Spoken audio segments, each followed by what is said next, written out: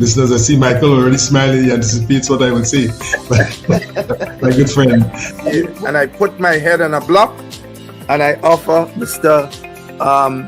Brother Bishop the scalpel to cut it off. The political leader has said several times up to last night that is not a reflection of her personal views or the views of the party. And you understand, George, how elections at the party level work. So, Dr. Pei, do you have ties? Do you have ties to the National Democratic Congress, Dr. Pei?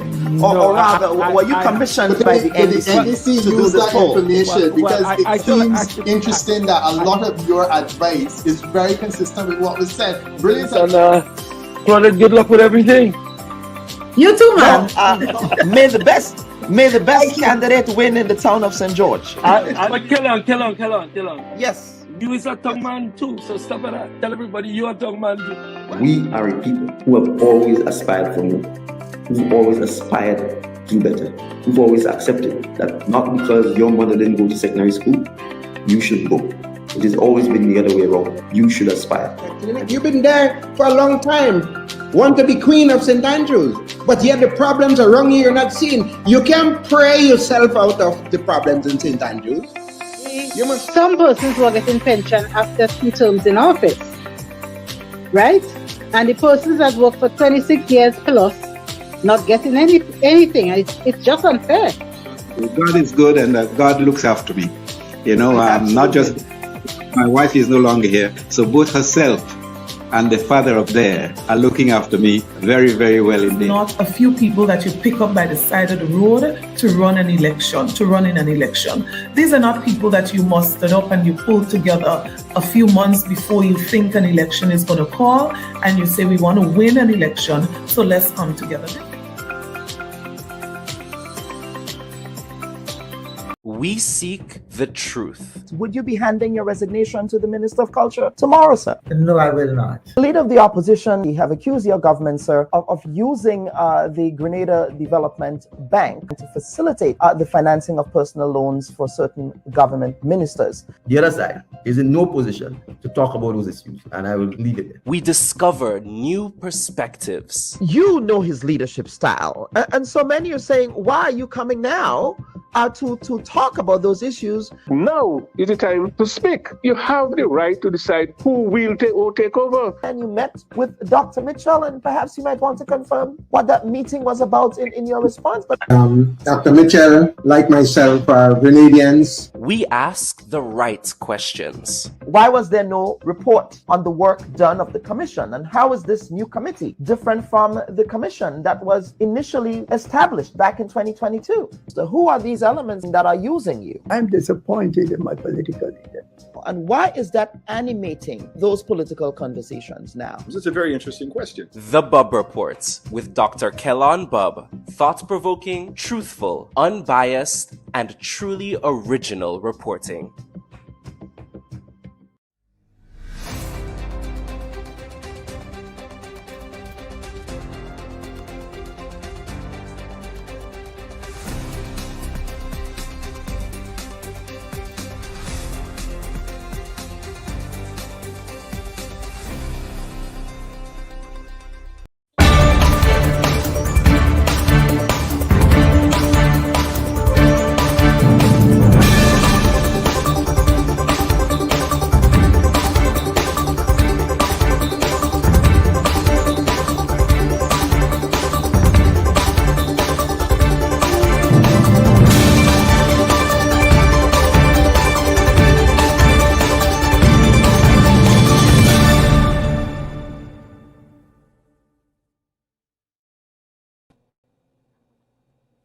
Hello, everyone, and welcome to this week's edition of the Bubb Report. I am your humble host, Dr. Kellon Bubb.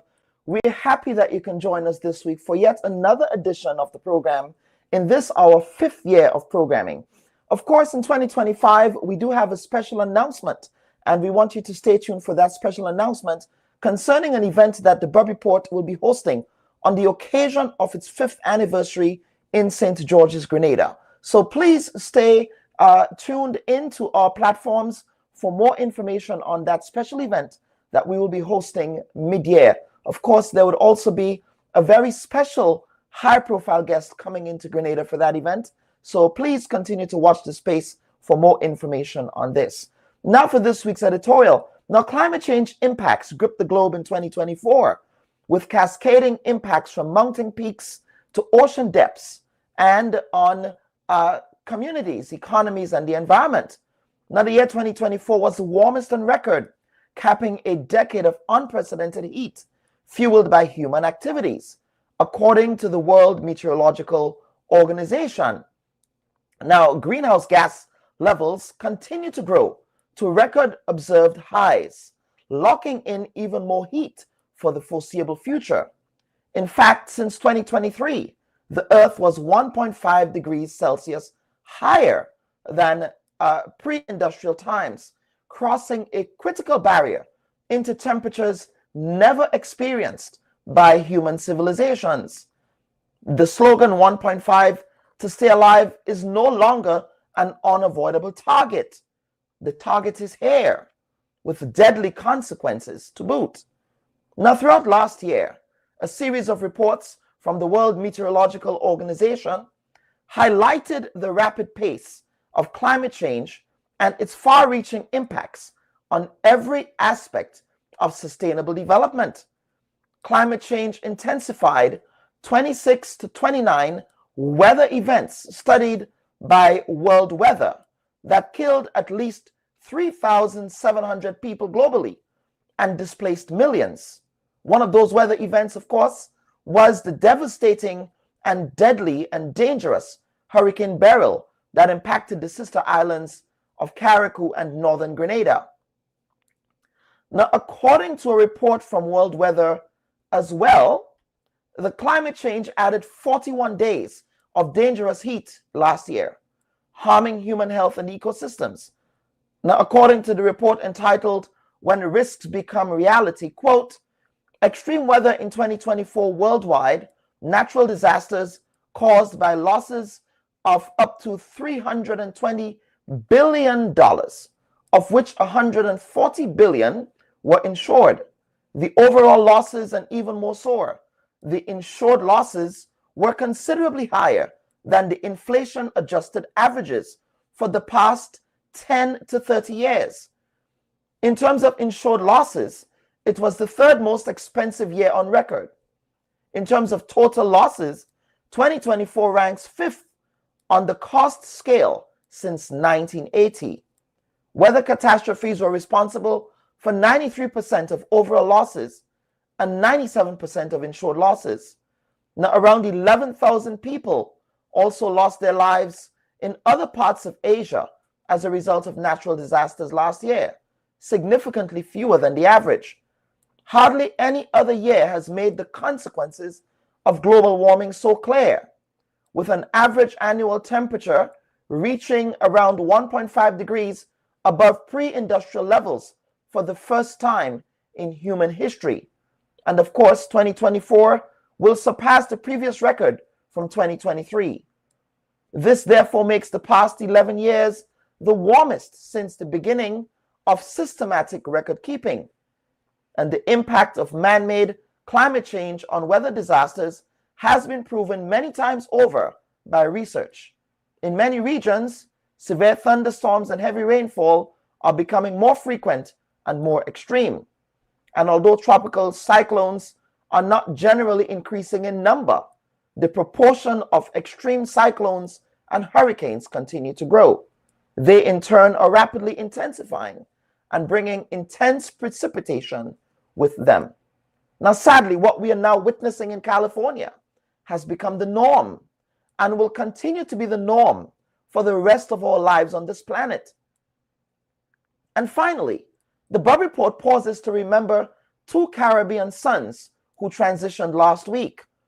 Jones Madeira, the veteran Trinbagonian media man and communicator, a native of Arima, had his finest hour in Trinidad and Tobago as a journalistic and public communicator when he turned his hostage condition, made so by Abu Bakr's coup and his insurgents at the Trinidad and Tobago television building on that fateful day of July 27, 1990, into being a facilitator of communication between the Bakr insurgents and the Trinidad and Tobago Defense Force.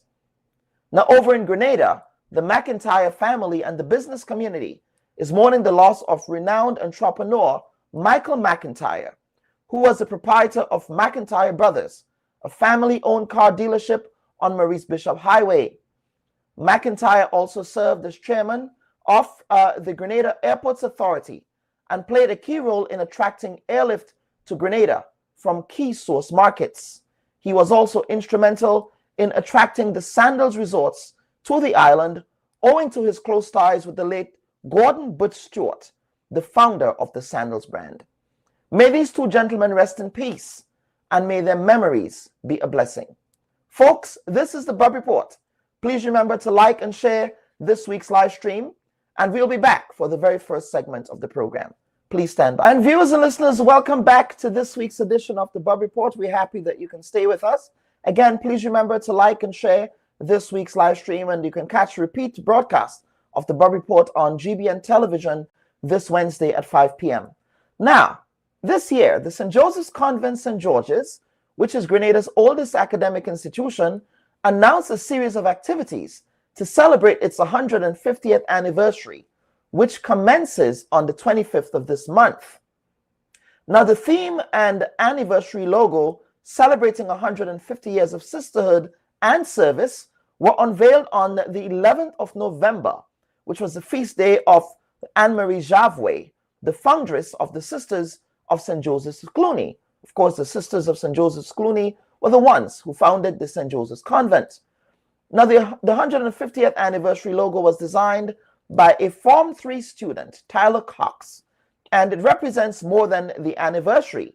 According to Principal Vivek Filbert, it represents the values and ideals that continue to guide the institution. And those values and ideals include faith, excellence, service, compassion, integrity, and respect. Of course, here to make sense of the 150th anniversary celebrations of the St. Joseph's Convent are Chrislyn Lashington. In fact, I never knew she was I never knew you were a past student of the SJC, but that's good to know. As well as Jill Vivek Filbert, who is, Jill, if you can, there you are, who is the current principal of the St. Joseph's Convent. Of course, Mrs. Filbert, you are filling very big shoes there as the principal, owing to the giants that predated you as principal. We're talking about people like Sister Marina Alexander, who incidentally also taught my mom in primary school, Sister Gabrielle Mason and others. And of course, this is a big year for the convent. So happy anniversary, ladies. Thank you very much. And thank you. Yes, absolutely. Now, before we get into it, St. Joseph's Convent in Grenadian history, can you reflect on, of course, I remember one of my favorite ladies of the convent was one Sister Claire Harris. She incidentally was my confirmation teacher. Whenever you see Sister Claire again, tell her I said hi, please. That would be so. She's actually in Grenada at the convent in Grenville now. She moved here late last year. She's at the convent in Grenville, so I will definitely pay her a visit. She's one of my favorite nuns. Okay. All right, so let us talk about the history of the institution as part of, because we cannot talk about Grenadian history without talking about the history of the convent. So can we start there? Sure. So St. Joseph's Convent, St. George's opened its doors on January 25th, 1875, 150 years ago. And it started because, well, obviously, the sisters were in Trinidad. They set up their base in Trinidad and then started to spread throughout the Caribbean. And in 1875 to Grenada. St. Joseph's Convent actually started not just as a secondary school, but there was a preschool as well as sixth form, as they still call it. Actually, Port of Spain and the other convents still have a sixth form. So if you speak to persons who went to St. Joseph's Convent in early times, they would tell you that they went to St. Joseph's Convent from early age, preschool, primary school age, all the way to sixth form. And that's quite interesting. We also have, you also have a few gentlemen saying to you that they attended St. Joseph's Convent. They're few and far. I never knew that. Yes, so that's that I was told. All right, so the sisters came to St. Joseph's Convent, to St. George's, and then later on to Grenville. But the foundation is in service, and we know, of course, Blessed Anne Marie Javoué, her mission was to do a little good. Her goal was to educate young women. Hence the reason why you find that our convents are predominantly female, because that was her mission, to educate young women. And of course, this started during the French Revolution. That's when she emerged as a leader, as a religious, during the French Revolution, where education for young women basically was non-existent. And from there, she spread throughout the world and eventually to the Caribbean and then to Grenada, where we benefit from that vision. So St. Joseph's Convent is part of a legacy, a tradition where service is very, very important. In fact, it is the root, okay? The will to do good, the will to serve, the will to uplift the human situation, that's what started St. Joseph's Convent. And while we do very well academically and otherwise, we're very rooted in uplifting the human situation. That's why we focus on our service. And that's why we felt it necessary to have our theme that reflects that service and sisterhood, basically reflecting that bond that will hold us accountable for lifting each other up. Right, so as we continue to celebrate, St. Joseph's Convent, we have made a mark in all areas, not just Grenada, regionally and internationally, and almost everywhere in the world you will find a convent girl. And I say a convent girl, yes, St. Joseph's Convent, St. George's, but I'm also talking Grenville and Mariacqua and Kingstown and Port of Spain and St. Joseph, and it's funny, when you meet a convent girl, it doesn't matter which one you went to, you're a convent girl. Why? Because you're a daughter of Blessed Anne Marie Javoué, you're a product of the Sisters of Cluny. Very well. And Chrissy, of course, there are many students who would straddled different eras of the institution. Chrissy, tell us about your era at the convent. I suspect it might not have been my era. I suspect I'm closer to Principal Vivek Filbert's era. Well, her younger sister there. But tell us about your era at the convent and what you remember fondly about your time at the institution. Thank you so much, and Happy New Year to you and everyone. I know it's the first time I'm speaking for the year, but being part of St. Joseph's Convent, it was, we're aging ourselves now, which I don't mind. I was there from 2000 to 2005. 2000 to 2005, which made it a very interesting time for us because it meant that our Form 5 year was Hurricane Ivan. Literally, we went home on the first day of school. We there trying to pick prefect and everything. We were sent home on the first day of school, and the second day of school was Hurricane Ivan back in 2004, sorry. So it was quite an interesting period, but convent, the reason why I even chose to go to convent is because, one, knowing that it's one of the oldest, the oldest institutions, and it also represented excellence. You're looking at academic excellence, but also the fact that it really created multi-talented people who are multifaceted. And I was already that from primary school, and that school represented that for me. And it's why I chose to go to the school. My experience there was fun. I think it set the theme for service, as Mrs. Vivek Filbert mentioned. Also very religious as a Catholic. It made sense. And, the school is very big on faith and being driven by that. We prayed several times per day in school. And also the fact that we were able... Angelus? Do you remember your Sorry? Angelus? Do you remember your Angelus? Well, what is the Angelus? I don't think we did that one. We did it at Presentation College, so perhaps it was a PDC thing. Yeah. Maybe it was. Maybe. Yes. But go ahead. Yeah, but and we did so many things. We had sports, and I was in pan back then, and dance, and I think it really was great. But when you look back on it, I believe that one of the most important things about the time there is the sisterhood and being able to still network with so many people from varying eras, because now that we're planning the concert that I'm a part of and this celebration, we're connecting with great women from decades ago and up to graduating last year who are really excelling in their fields, who are able to connect and teach each other things. And I think that's probably one of the best experiences of going to St. Joseph's Convent, St. George's.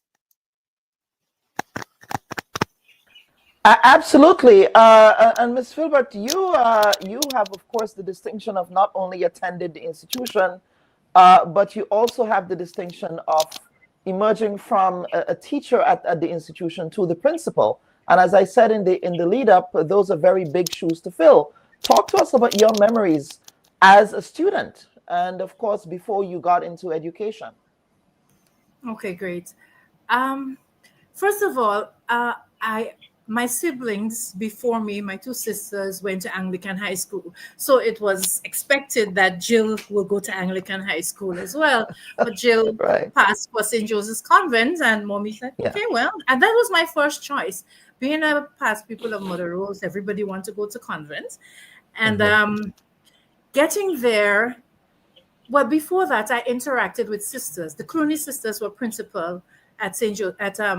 Louis. So that's Sister Goretti and Sister Paula. Those were my principals then. So I had those interactions. And then, of course, being next door, you saw Sister Bernard, who was always so serious and corrected every child. So you got corrected by Sister Bernard even before you got into convent. So you already, before getting there, you knew that standards were high. There were certain expectations and all of that. Getting into St. Joseph's Convent, that I was a good girl. I did what I'm supposed to do. I never got any order marks. Well, I was not late and all of that. And the culture, the discipline and so that I received from primary school, it was an easy transition into secondary school. And you got involved. You did your choral speaking. I was a netballer. Literary competition. So all of that, and you were told that you had to participate in your extracurricular activities because we're all about well-rounded education. You had to do your work, you had to be organized, and all the little things that, you were taught. And the teachers did an excellent job because everybody taught you something, Being a netballer, Miss Pilgrim, she would say, I'm disappointed in your ability to recover. So, you had to be resilient. If there's an issue on the court, it's either you want to play or you don't want to play. So there's no conflict there. The umpire is in charge. And those are valuable lessons that you learn outside of the classroom. And of course, the meeting of your deadlines and doing your homework, paying attention to detail, all of that. And that groomed me all the way. And house duties too. You came up, you were a prefect, you were student council representative. I was the house captain, president of the student council, and the interaction with the different teachers and all of that. It gave you that sense of responsibility. And the Sister Gabrielle was my principal throughout there. And you heard almost every day, have a good day's hard work. So that the importance of hard work, laborare est orare, to work is to pray.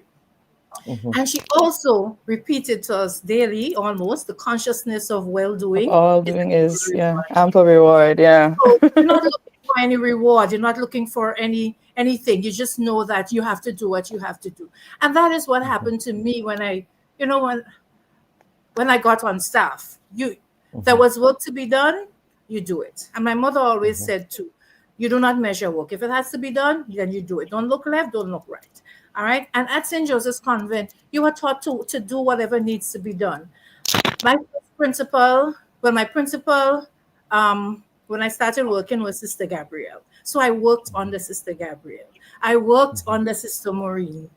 All right. I worked with Sister Lucy at first. She was teaching at St. Joseph's Convent. She went to be principal at Grenville Primary, and then she came back as principal of St. Joseph's Convent, St. George's. So when I look back on my life, I have interacted with so many of the Clooney sisters. So I may not be a sister, but I feel like I've had so much interaction with them. So many values have been passed on, and I have a good understanding of what is happening at St. Joseph's Convent. I certainly did not expect to be principal. Nobody thought it would be possible for an ordinary person to be principal of St. Joseph's Convent.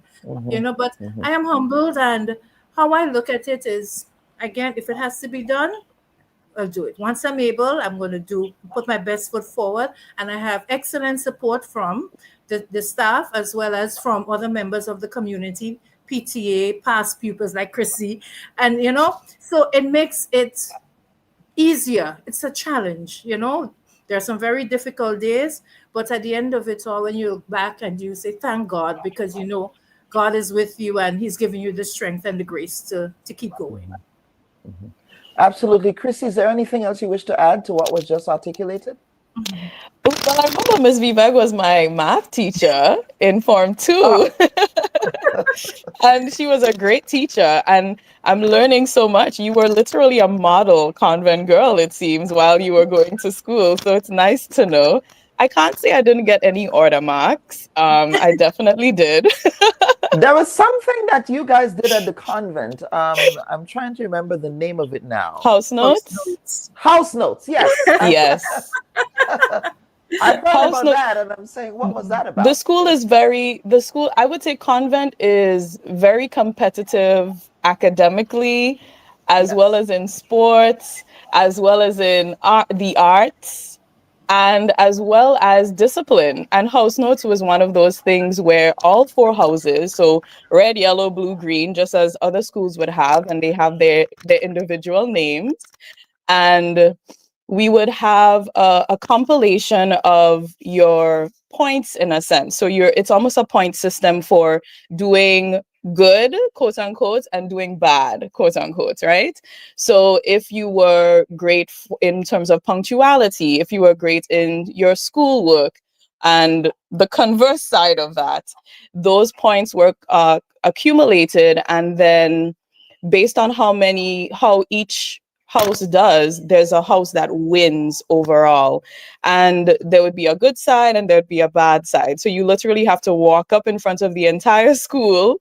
All of us converge in the hall, and if your name is called for something, you walk up and you go to the respective side. And the thing about House Notes, why I would say it was really exciting and probably also nerve-wracking for us, is because we never knew when House Notes would be. We would never know. We would just be carrying on our days, and then we hear on the intercom, time to get to the hall, and we realize that it's House Notes. I don't know if I missed out anything, Mrs. Vivek Philbert. All right. House Notes is basically a report of your academic and behaviors. All right. And it's a competition between houses, as Chrissy really said. And it's an excellent thing for recognition, and it's also a way of calling out persons to improve. All right. So, I mean, as students, you didn't look at the dishonorable mention as calling out to improve, because for most of us, it was nerve-wracking as embarrassing. And embarrassing as well. But it encouraged positive behavior, because you get called out for being responsible, for your good punctuality, for doing good in your studies. But it also called you out if you're late, or if you're not attending school, or if you're disrespectful, and all of that. And we still do have our House Notes occurring today. It's not happening as often as it did when we were in school, but it is happening. We are still doing it, because it is part of not just St. Joseph's Convent, St. George's, but the other convents. Oh, very well. All right, so let us get on to talk about the year-long activity. I think you guys, given how ambitious the convent is, I would expect no less than you having an entire year of activities. That is a tall order. I do remember when Presentation College held their own year of activities, that it required several subcommittees. It required several hands on deck. It required so much work on the back end to ensure that the year of activities was the success that it turned out to be. So let us talk about your year of activities. Of course, we understand that it begins on the 25th of January. Sure. It is a year-long celebration, but we are pacing ourselves, and we're taking it in strides. And that is for us the best way to go to ensure the success of all the activities. So we begin on the 25th of Saturday, the 25th of January. And as I said, that's the day we open. And we have a Mass of Thanksgiving at the Cathedral of the Immaculate Conception. Mass actually starts at 9:30, but we're asking persons to be seated about 9:05 because we have a little treat before the Mass begins. All right. And we know at St. Joseph's Convent, faith is critical, just as Miss Lashington indicated. So we must start our celebration giving God thanks for his 150 years of blessings. All right. So at the Cathedral of Immaculate Conception on Saturday, the 25th, we invite all our past pupils, well-wishers, friends of St. Joseph's Convent to come out and celebrate with us. Right after Mass, we have a brunch. All right. So you can partake in our brunch, which is right at the school. And the tickets for the brunch is only $75. You come and you mingle and you value of sisterhood. All right. The day after, that's when we have our alumni and students in concert. So I'm going to ask Miss Chrissy here to come in right there to tell you about the concert. Of course, the concert will be exciting, and it is taking place on the Sunday, the 26th of January at the Trade Center. Starts at 5 p.m. and you're looking at about a nice 3-hour package of entertainment. We will have people who went to school all the way in the 60s and 70s performing. That's how far back we're going. And something I didn't even know when I was in school, I used to play pan at St. Joseph's Convent. And what I learned is the very first group of women who played pan with angel harps back then. And they are actually practicing right now to perform at the concert. So I'm really excited to see the group of women who basically were pioneers for women like me, right? So to play pan now. So they're going to be part of the concert. We have well-known people like, for instance, Blossom, Alexis Wells. She will be one of our hosts. We have a few other hosts. We also have performances in terms of like the old SJC girls group doing dances that they won Arts Festival with. We have choirs performing, like folk choirs doing, lots of our Grenadian folk songs that we may have also won Arts Festival with. I might say that often, right? Because we have so many trophies. We have so many trophies in school, but the concert ranges from musical performances, dances, singing, and even a bit of monologues and choral speaking. So we're really showcasing the history of Convent through an expression through the performing arts. So it will be an amazing show. Tickets are only $50 for adults, $25 for children, and they will be available this week. You can get them online. We'll share some more information. You can always go to the SJC alumni page on Facebook or also contact the school for tickets. But be sure to be at the Trade Center on Sunday, the 26th of January. Yeah, I was actually at the folk choir practice yesterday. Nice. And how is that going? The girls were the ladies were so excited. It was like we were in school again. The current students who were there in their class, they're like, what are they laughing at? So why y'all making so much noise? And it's like we're all children again in the hall, practicing for our performance. It was really nice. Very well. Right. So that takes care of that. And then the other activities for the year, is it going to be sort of a monthly a series of activities? What does that look like? Okay, before the 25th, actually, we have what we call Spirit Week. All right, so we asked our current students, for ideas, what they'd like to see happen for the 150th. And they came up with the idea of Spirit Week, and they gave us ideas as to what they would like to see happen every day of Spirit Week. So we listened to them, fine-tuned it, and this is what it looks like. So on Sunday, the 19th, they termed it Sunday Best. So we're asking all current students, past students to dress nicely and attend church and take a picture, hashtag Sunday Best, and post it on your social media page. So wherever you are in Grenada, in the world, you dress nicely and you make sure you're at church. Of course, faith is a big thing for us. And here we're not saying go to a Catholic church. You just go to church. All right? Whatever faith you belong. Whatever faith you belong. All right? Yes. On Monday, we have an activity that we call Find a Sister, Find a SJC Sister. Now, when we were in school, we interacted with the sisters. So for us and for past pupils, you have to share a picture on social media with you and a sister. So if you have a picture of yourself and Sister Gabrielle, Sister Bernard, you share that picture. And for our current students, I should have taken a picture with Sister Claire. You should have. Confirmation. Yes. For our current students, we're going to have a couple sisters in school on that day so that they can be interacting with them. So they actually have some interaction with an SJC sister.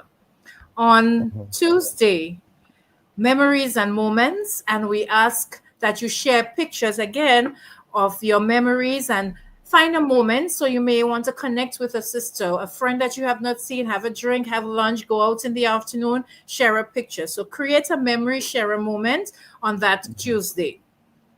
On Wednesday is our service day, of course, and the students called it Paid Forward. So wherever you are, you do some little act of service or charity on that Wednesday.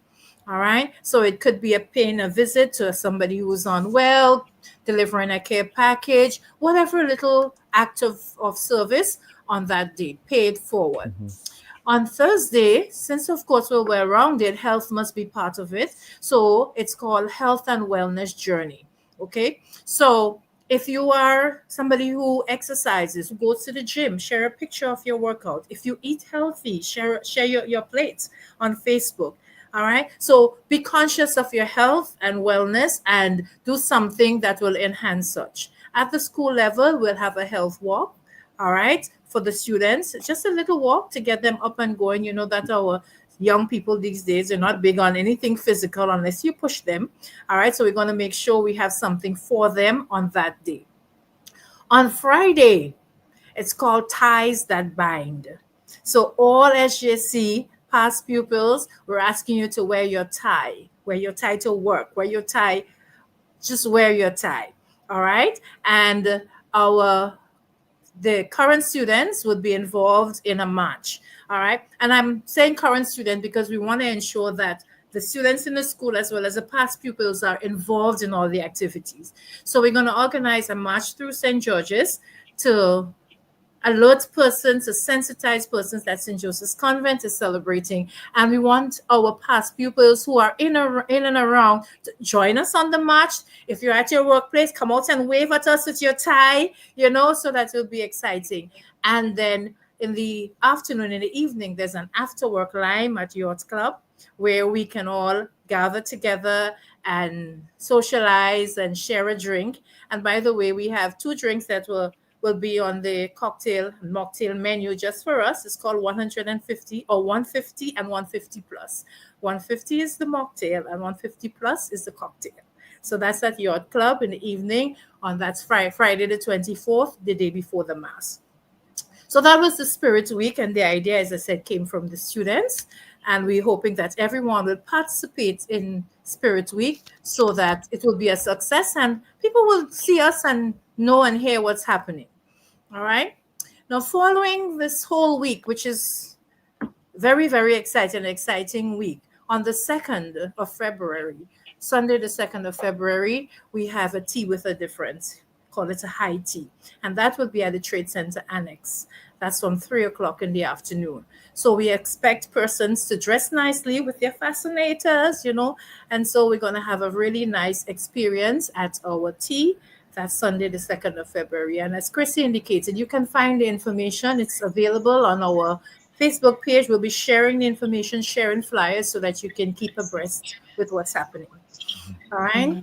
The next week would be sports. Independence would be on the 7th, and then SJC Sports on Saturday, the 15th of February. All right. I know persons are gearing up for that, and we're also excited. It's a big one. We'll have the return of our display. We have extended invitations to our sister schools. So St. Joseph's Convent, Grenville, has already indicated that they'll be joining us for our relay.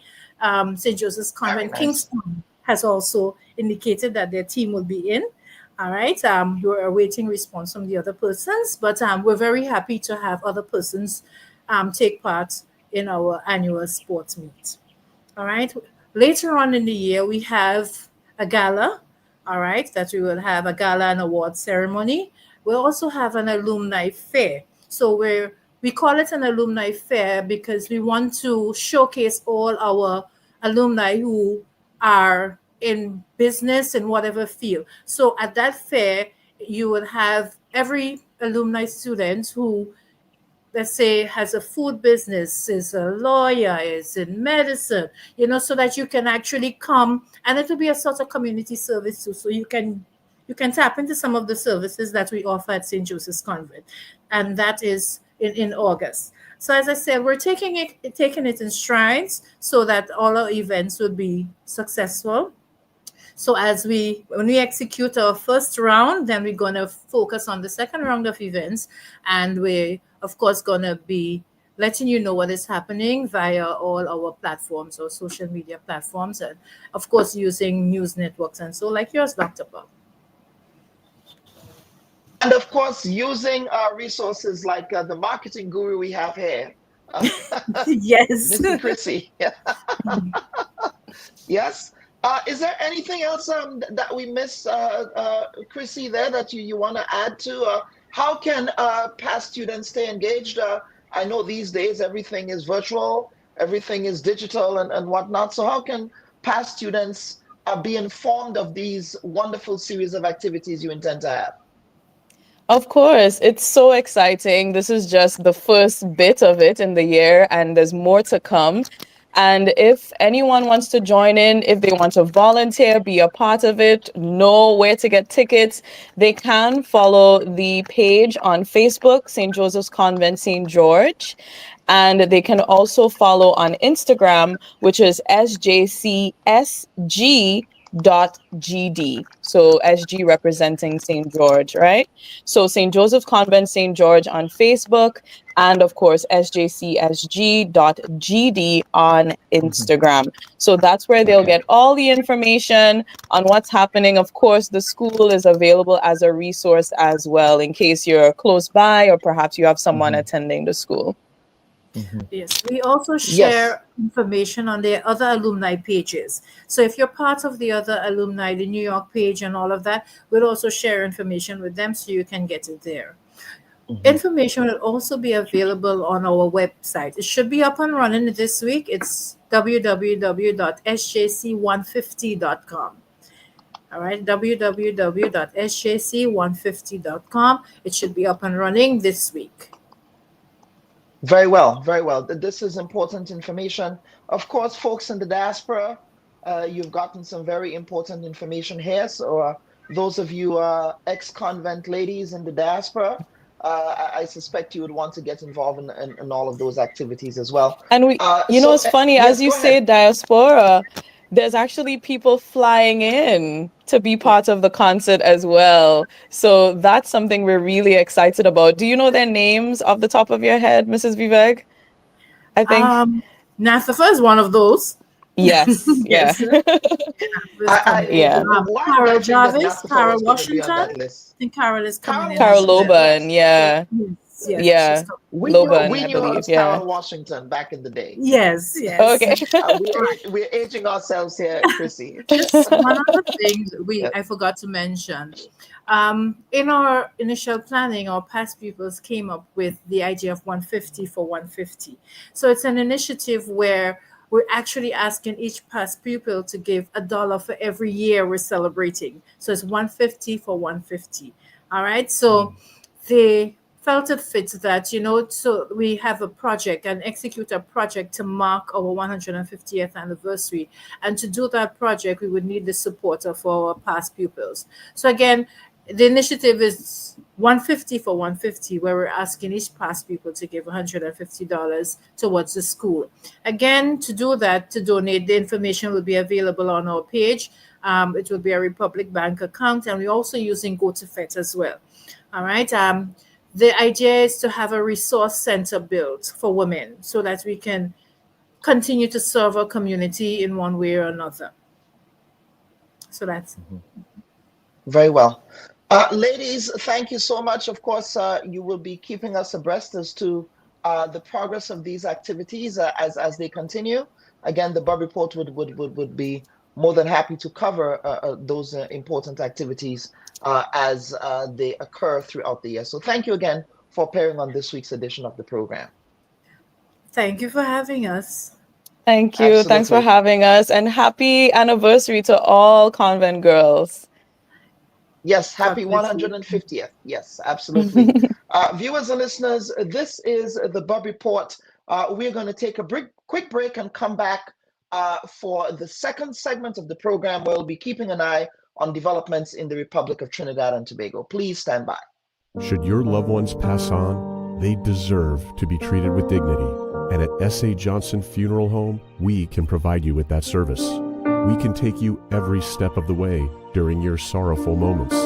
When that need arises, call S.A. Johnson Funeral Home at 347-777-9797. That's 347-777-9797. S.A. Johnson Funeral Home is a Caribbean family-owned funeral home here in Brooklyn, providing funeral services, but in a dignified way. From cremation to burial to the repatriation of your loved ones, you don't have to go through the hassle, as we provide exceptional service that allows you to mourn and heal peacefully. For more information, visit our website, www.sajohnsonfuneral.org. Send us an email at sajfuneral@aol.com or call 347-777-9797. S.A. Johnson Funeral Home, because you deserve to be treated with dignity. Don't go there. You are a technocrat. I mean, you can speak to whether or not it was appropriate or inappropriate for that to occur. Would you have done that as a permanent secretary? Politicians get the information from wherever source that they can. That's going to be the extent of your answer. Yeah. Don't go there. There's a lot of noise around the data protection bill that, in my respectful view, is not warranted. I was one of those making noise, and it's simply because I was concerned about that specific Section 33. Don't go there. Are you going to be offering yourself up as political leader of the party? I see you've called me have a much more than diplomatic passport. I don't mind that. Don't go there. What is the relationship like between you and your leader, Dr. Mitchell, your boss, Dr. Mitchell? I'm not sure how to explain how to answer this question at this time. I prefer not to answer. Don't go there. They said that you approached the bank for the loan before the election and that it only materialized after the election. There are also conflicting reports around the quantity of monies that were received. What is the reality here? People try to extort the truth and to make all kinds of things about it. I just stay quiet. So if you notice, I was really and truly quiet about the whole matter. Well, except with not with the New Today newspaper. The New Today newspaper reported on this, so I'm not sure you were quiet on this. Go ahead, Honorable. Go ahead. Well, I'm just trying to answer your question, right? Don't go there. I think we just spoke at length about the regularization framework. So yes, we did. Let us talk, Prime Minister. Let us talk about the workers who are dismissed. The Bubb Report. We go there. And viewers and listeners, welcome back to this week's edition of the Bubb Report. Now, in 2025, the citizens of the Republic of Trinidad and Tobago are gearing up for what is expected to be a politically charged year with two elections. The general election and the local government THA elections are both constitutionally due in 2025, and the public are weighing their options and assessing performances before heading to the polls. The PNM currently controls central government, after the 22 to 19 victory in the 2020 general election, bucking the anti-incumbency trend that is engulfing the region at this time. The THA is managed by the Farley Augustin-led administration with 13 of the 15 seats in the assembly. Tobago has been an important element in the recent general elections, with the winner of the 2 seats going on to form the government. In 2010, the Tobago Organization of the People Party, under the People's Partnership Coalition, won Tobago East and West seats respectively, helping the People's Partnership to get into government under the leadership of then Prime Minister Kamla Persad-Bissessar. However, since then, the People's National Movement has wrested control of the seats, a critical part of their path into government. And after 45 years in public life, Dr. Keith Rowley announced on January 6 that he will resign as Prime Minister and will not be seeking re-election as the People's National Movement candidate for the Diego Martin West constituency in this year's general election. Dr. Rowley, who turns 76 on the 24th of October, announced in what was described as a somber statement at the end of a news conference at the Central Administrative Services in Scarborough, Tobago, said that he would step down as Prime Minister before the legal limits of his term. Now, Rowley's planned retirement from frontline politics has set into motion a series of palace-intrigue leadership jockeying in the PNM as to its future, with Stuart Young tipped to lead the executive arm of government and Rowley remaining as leader of the party in the interim. Also, the opposition United National Congress continues its screening of political candidates to contest this year's election. Now, here to make sense of these developments in our sister island or neighboring island to the south of Trinidad and Tobago are Dr. Shane Mohammed, who is a political scientist, as well as a broadcaster, Mr. Darian Marcel, who is the host of a popular radio show in Trinidad and Tobago. Gentlemen, welcome to this week's edition of the Bubb Report. And happy New Year to you both. Same to you and yours, and to your listeners, and to Dr. Mohammed as well. Yes, absolutely. Same to you, happy New Year. Yes, absolutely. Of course, you know, there is a running, well, I wouldn't even call it a joke, but there is, the reality is, I think that half of Trinidad has Grenadian, some sort of Grenadian roots. So we always pay close attention to what's happening in the Republic of Trinidad and Tobago. And we want to begin by talking about the state of emergency, because here in Grenada, that is something that people, especially the Carnival revelers, are paying attention to, given that Carnival is around the corner. So let us start there. How is the state of emergency impacting, and I will start with you, Mr. Marcel, impacting the people on the ground in Trinidad and Tobago? Well, good morning again. And yes, the government has made every effort in terms of the state of emergency to not to interfere with people's free movement on a daily basis and activities, because I mean it's going to have its economic and social challenges. So far we're having many complaints, and people are free, continue to be free to move around as normal. Of course, yes, you have to be diligent and, you know, take the necessary precautions for yourself. We are seeing police presence on the road, roadblocks, and so on, and the necessary heightened police presence. And so far, so good. Mm-hmm. But even so, though, that there have been 2 high-profile killings of officers of the law. You've had the very brazen killing of one young attorney following a New Year's Eve or New Year's Day mass, I believe.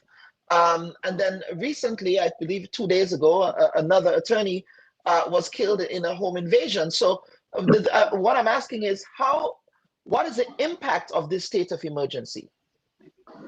Well, I think that it's fair to say that those murders were very unfortunate, I must say. Very, very unfortunate. But you also have a suppression of the murders.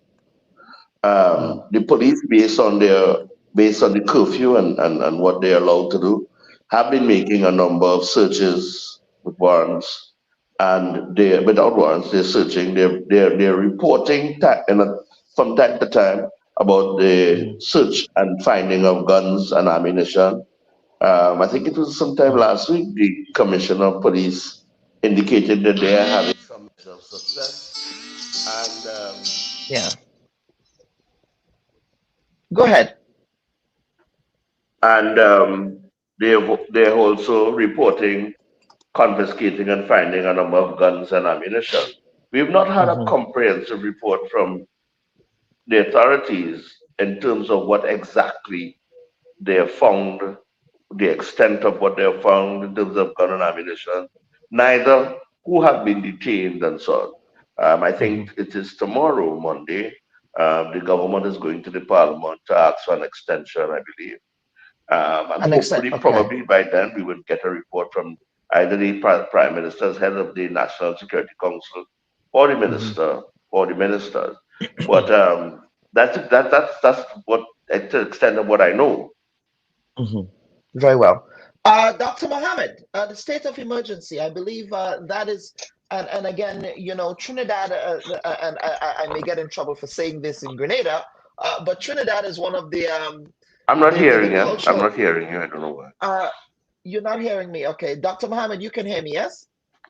I can. Yes. Yeah. So Trinidad, I may get in trouble with Grenada for saying this, but Trinidad in many respects is sort of the cultural epicenter for Carnival or all things Carnival in the region. And so that has caused much concern in the region in respect of that state of emergency. People are saying, should I stay or should I go? I mean, you know, people are doing their bookings for Carnival and all of those things are happening against the backdrop of the state of emergency. So from where you sit, what's that looking like? And what can you say? Obviously, you're not a government official. It's kind of hard to get some of them out to speak to the media, as I understand it, including me. I'm not a citizen of Trinidad, but you know, I mean, so I should be neutral, right? But what's that looking like from your end of things? I mean, when you look at it from that perspective, yes, you are right. Trinidad is the mecca of Carnival, and you know, it's seen in that we've branded, and over the years we've attempted to make a good on that branding of Trinidad and Tobago as being the party central of the region. Notwithstanding that, Trinidad and Tobago's governments, and from one government to the other, having recognized that there is an issue of crime and criminality that evades us ever so often, more than we would like it to. They've made several attempts over the years, especially around Carnival, because it's when we have the influx and high influx of tourists and visitors into Trinidad and Tobago, to make it as comfortable and to make it as peaceful and as safe as possible. Now, we've seen that happen even in 2024, with 2025 and the declaration of a state of emergency. Obviously, there's going to be concerns by persons who are interested in coming to Trinidad and Tobago for Carnival, especially. Now, I think that the idea of a state of emergency says and sends a message that things are out of control, things are a little bit, you know, in need of an intervention of some sort that curbs crime, that reduces murders, that takes guns and ammunition off of the street, and as far as possible also intercepts transnational organized crime. But the state of emergency, as Mr. Marcel would have told you earlier, that it can only last for so long. And in that period that the state of emergency is going to last, I think when they go back to Parliament, they can, in the first instance, extend it for 30 days and thereafter for 90 days. Do we want a state of emergency for 90 days? Well, if there's a level of key performance indicators that are met, and there are certain thresholds that are met in terms of the deliverables and objectives and goals of the state of emergency, and the authority that is invested in the protective services in dealing with crime and criminality, then by all means, again, at the end of the day, the safety and security of our people, of our visitors, of our friends, of our neighbors is important. That does not, however, prevent us from, and at the end of the day, we have a responsibility as as a nation and as the government has a responsibility as well to ensure that the brand that is Trinidad and Tobago and Carnival especially is not tarnished by the quote unquote, what I am not saying this is what others have said, the miscreants of our society. So, I think it is important that our messaging, I mean, the Minister of Tourism and Culture has given an assurance that things are still afoot to ensure that Carnival happens, that the safety and security of our visitors and our citizens is maintained. Mr. Marcel did indicate, and he is right, that there has been a heavy presence of police, more than is seen. They are strategic, they are working very collaboratively in a very, to see what can be done, where their targets are, what their achievements are, and that sort of thing. The full report of that, I guess, will come in due course. We have gotten intermittent reports from the police. It appears to be promising. The question is, to what end? And there has to be an end and an achievable at the end of the day that takes us out of the state of emergency, but at the same time puts a rope around the neck of crime. So we wait to see how this, transpires in the weeks to come. Absolutely, and that takes care of the state of emergency. I believe we have Mr. Marcel back. Mr. Marcel, can you hear us now, sir? Very clearly. Excellent, If I may, and you asked about the issue of the impact on Carnival, I also wear the cap as a commissioner of the National Carnival Commission. I never knew that. Well, that's good to know. Go ahead. Board, and in the middle of planning for a successful Carnival 2025. Yes. And I think that the approach the government has used in terms of having a state of emergency, but not having curfews and stuff like that, fetes and parties and all the activity continue as usual. So I can't say I know what they will do closer to actually the 3rd and 4th, but Carnival has started in Trinidad and Tobago, and people are going about their business, partying, and so on. And so is the National Carnival Commission preparing for events, having started some events already. And next week, Saturday, is a steel pan competition. And because there continues to be free movement and so on, I don't expect it to hinder the activities that private promoters, companies, and National Carnival Commission plan. But I still want.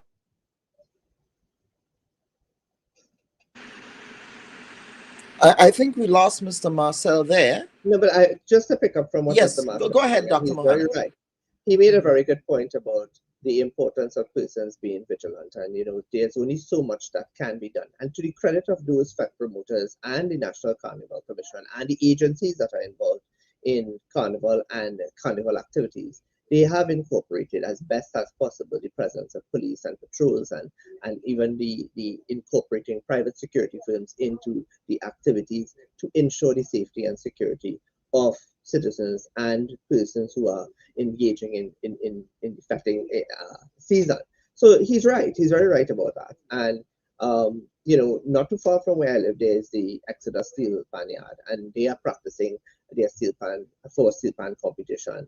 And as he rightfully said, there are competitions that are going to start to begin from small, medium, and large pan competition, zoning, and all of that. And there's going to be there's expected security and that sort of thing that is going to even ensure that there's no incidences, because at the end of the day, we are in a state of emergency, and there are extra powers that have been given to the police and the associated authorities and services and protective services that are engaging in a combination and collaborative effort to deal with this level of crime. So in that regard, yes, we do have, and they have consistently, governments come and go, have consistently done their best to ensure that as best as possible that we do ensure a safe carnival, because at the end of the day, we're not protecting just the safety and security of our own citizens, but we are also protecting the safety and security of the citizens of the world.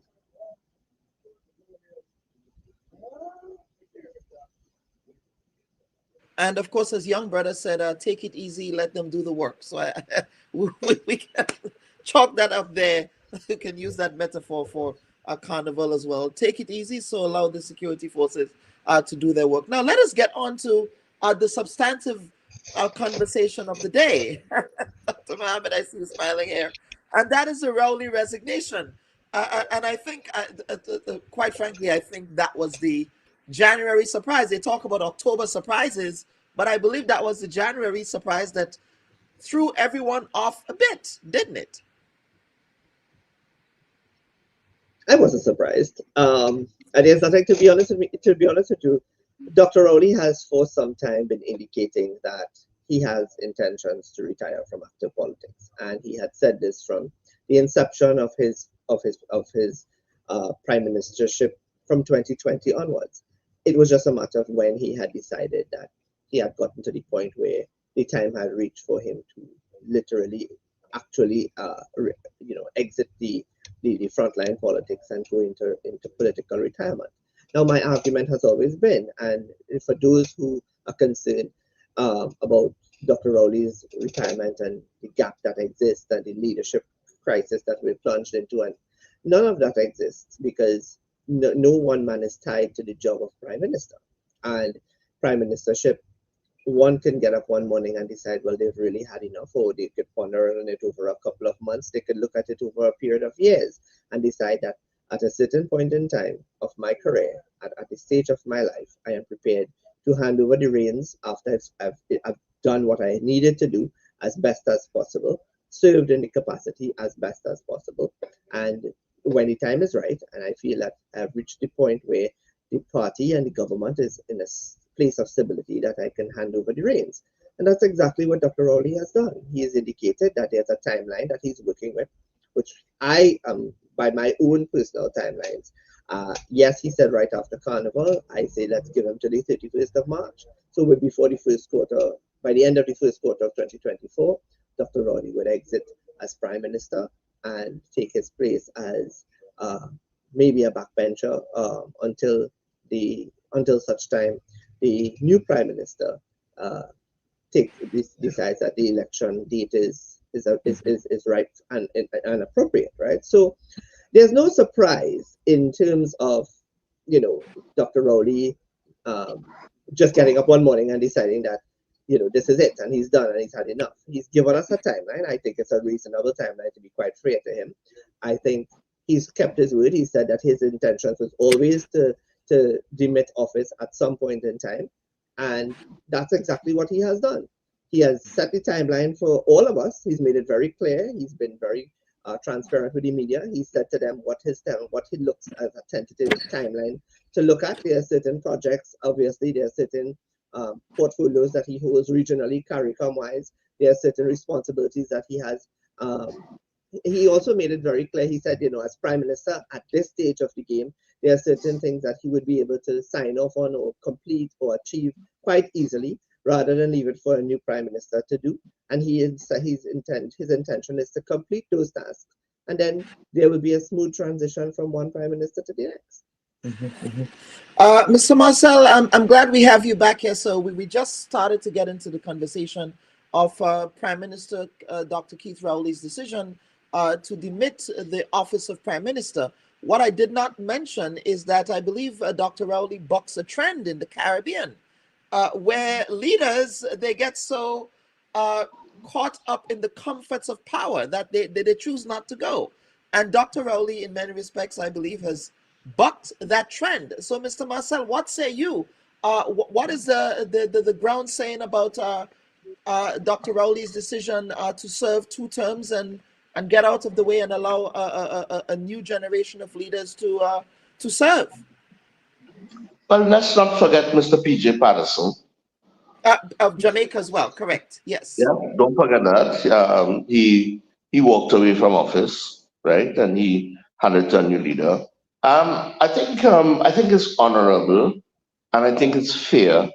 Dr. Rowley, having served in public life for 45 years, he signaled the first, as he became Prime Minister, that he's not afraid to walk away from office.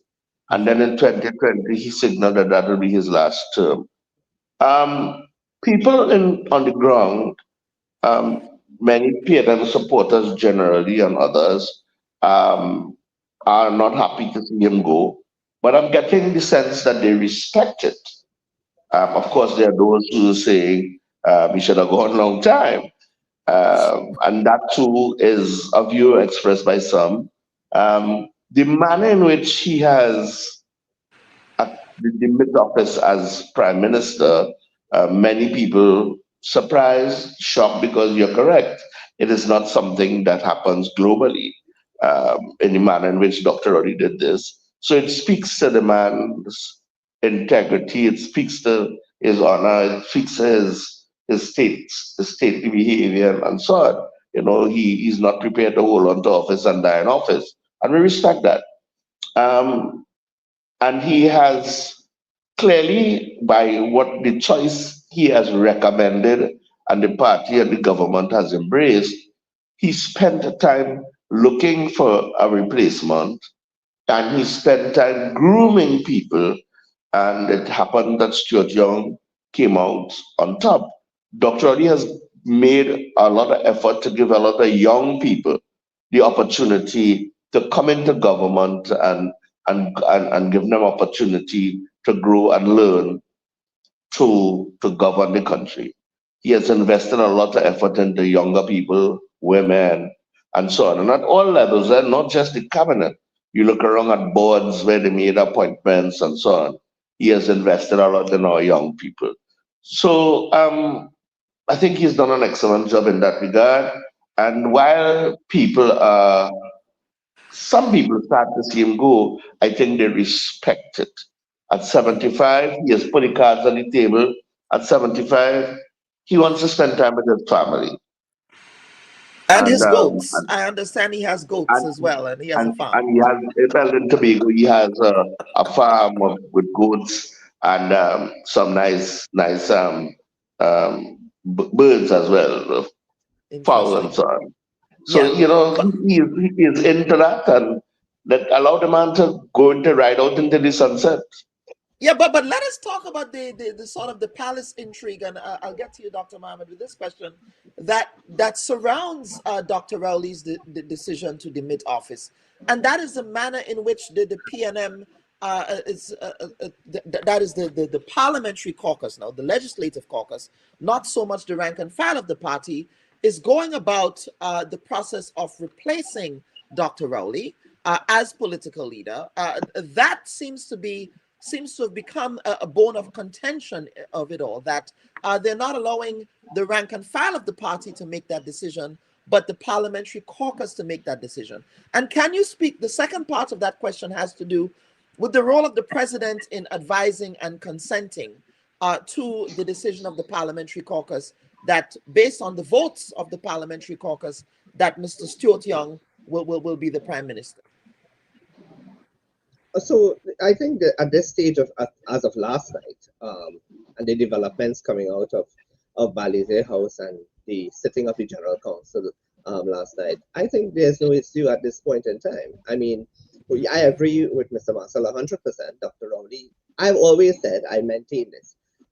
Dr. Rowley has been a politician. What you see is what you get. There's no gray areas, and I respect that. I 100% respect that.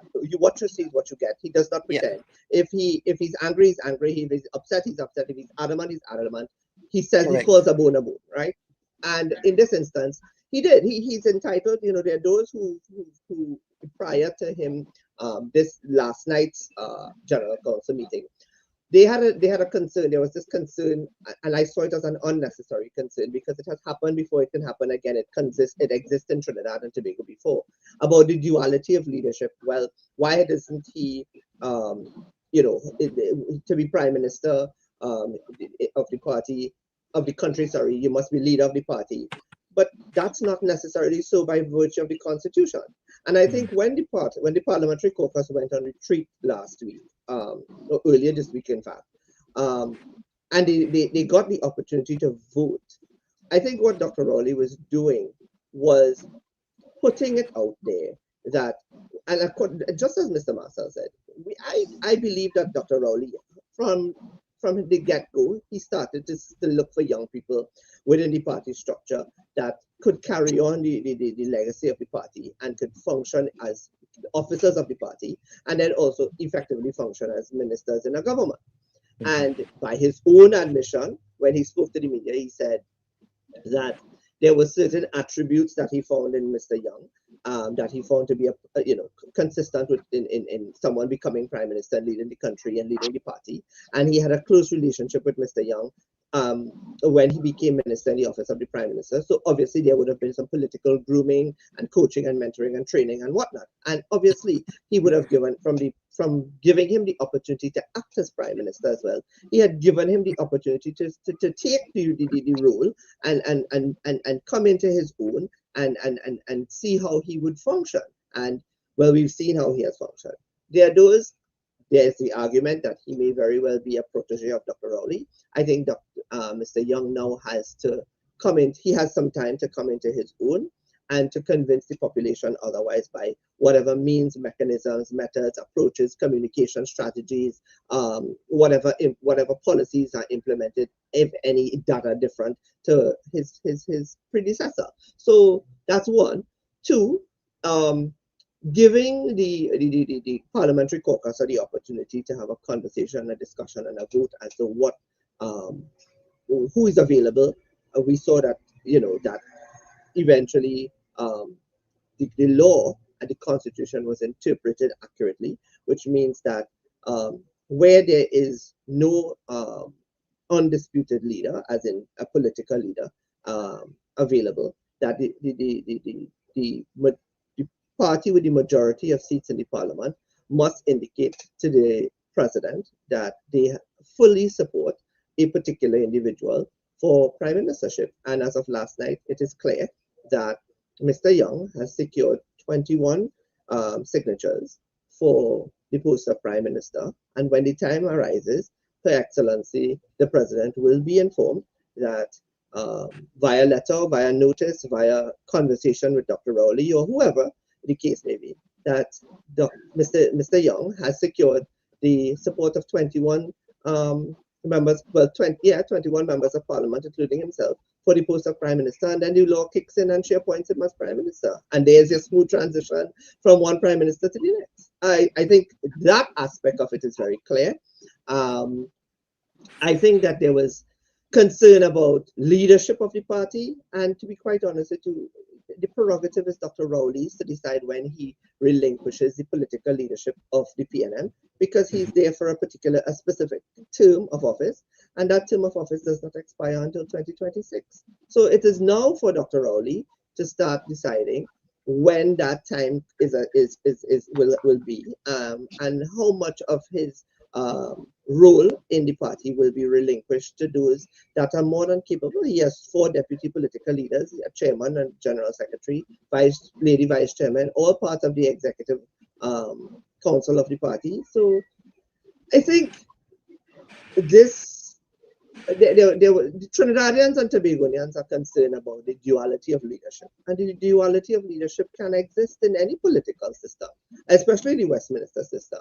Yeah, and the duality of leadership exists in Tobago under the People's National Movement. We see where the political leader, who is also deputy political leader nationally, is not the minority leader in the Tobago House of Assembly. In fact, he's now a sitting senator. And we see where the one person that won their seat in Tobago against the PDP in the 2021 election is the minority leader. Is the same way in 2021, the PDP put forward chief secretary candidate that was not the political leader. It was in fact the deputy political leader, and when history shows what has happened there. And then we've had Mr. Marcel went on to talk about Mr. Patterson in Jamaica. We've seen it with Mr. Manley in Jamaica. We've seen it with Mr. Golding in Jamaica. So we have seen the transfer of power from a sitting prime minister to another. We've seen it as early as 1980, when Dame Eugenia Charles, as the incumbent prime minister, decided to step down and step away and retire from politics altogether and hand up the leadership of the party to someone else. And history shows that what happened thereafter. So we've had examples where it can happen. I think that Dr. Rowley is proving that it can happen in Trinidad and Tobago. The duality of leadership can happen. There has to be a level of understanding, maturity, discourse, discussion, a level of stability. We saw that happening Obviously, not everybody is going to be Okuran, everybody's going to be on the same page, but there's a level of understanding. When I looked at persons coming out of Balize House last night, I was not surprised because I, as a political scientist, as a student of politics, somebody who's understood politics for some time now, one of the things that I always tell this country, and I tell people, you do not underestimate the institution and the frameworks and the arms of the People's National Movement. It is why they've been in existence since 1956, and it is why they've been able to sustain themselves throughout our post-independent period and Republican period, after losing a general election and after winning an election. So we'll just wait to see. It's at this stage of the game, I think the PNM is going to do what the PNM does very well and has done successfully over the years, which is that they are going to close ranks, they are going to be healing to be done, that is going to happen through dialogue and discussions. Obviously, there's going to be political choreography, there's going to have to be showing of face. That is all part of the political strategy. We saw a lot of that over the last couple of days. I've been paying attention to the and it is important. The photo ops, all of that. It is very important, and it is all part of, if not in the first instance, the preliminary showing of strength and showing that they can come together. Because at the end of the day, you never underestimate the People's National Movement when it comes to any election, whether it be local government, whether it be THA, whether it be general, or whether it be a by-election at all. Mr. Marcel, in respect of the leadership transitions that are taking place, of course, we've heard the name of also Mrs. Penelope Beckles as one of the people that the Parliamentary Caucus voted for. In respect of public reaction to those leadership transitions in the People's National Movement, is there a sense that perhaps the choice between Young versus Beckles might have ruffled a few feathers, caused some angst, especially among those who support Ms. Beckles? No, I've not felt it as yet. Okay. In all fairness, I mean, Mrs. Perry Beckles has always had a support base to some extent, right. and then she has not been the only person identified in the party who's had and showed ambitions to be political leader. Under the circumstances, what you had with those 9 votes was an amalgamation of those who, under the circumstances, saw themselves as leader and they consolidated behind her. Stuart, however, stood alone, got 11 votes, she got 9. I am certain that she feels a little unhappy at this time. It's a human thing. But the good news is they have consolidated in the eyes of the public. It will take a while, I guess, because there will be some bruising. It's a real thing, and work together. You see, let me say this, sir. Your ambition is healthy, that's okay. The party can have its issues, but at the end of the day, the country comes first. And the PNM understands that. We are in a state of emergency as well. So it's not business as usual. So you can't be spend time fighting because of people's ambition and whatever. The country has to run, and it's running while we have a state of emergency. The world is watching, the region is watching. We have to be marketable, and therefore one of the most critical things is stability in governance at a critical time. So party members understand that, and therefore I think that people have rallied to the cause, understanding what is in front of us and what is the bigger picture. So you will always have, I gather that when Dr. Rowley, the time comes and he's ready to give up the leadership, there may be those who will reconsider if they will offer themselves for leadership of the party. So when that time comes, they have time now to mobilize and work towards it, or they may just consolidate behind Mr. Stewart. What are we going to do? We're going to call an election. PNM when the PNM wins the election, and Stuart was the prime minister, you're going to choose somebody else, and then you're going to have some new prime minister and so on. Possible, but what is the common sense thing to do? Right. It's really not about who is it cannot be prioritized in your ambition, you know. What is best for Trinidad and Tobago in terms of not only governance and stability in Trinidad, our role in CARICOM. We must consider those things. Stability is important. We just finished a significant rounds over the last 4 years of negotiations and settling with the energy giants of the world. They are looking on. Mr. Maduro has just been sworn into office. Those relationships, those negotiations, there must be continuity and stability, focus. There's a whole lot at stake. So the party and its membership and its aspirants for leadership must consider those wide-ranging factors. And at the end of the day, it boils down to what is best for Trinidad and Tobago. All of Trinidad and Tobago. Now, of course, on the other side of the ledger is, of course, the United National Congress. They are also arming their machinery, oiling their machinery, if you will.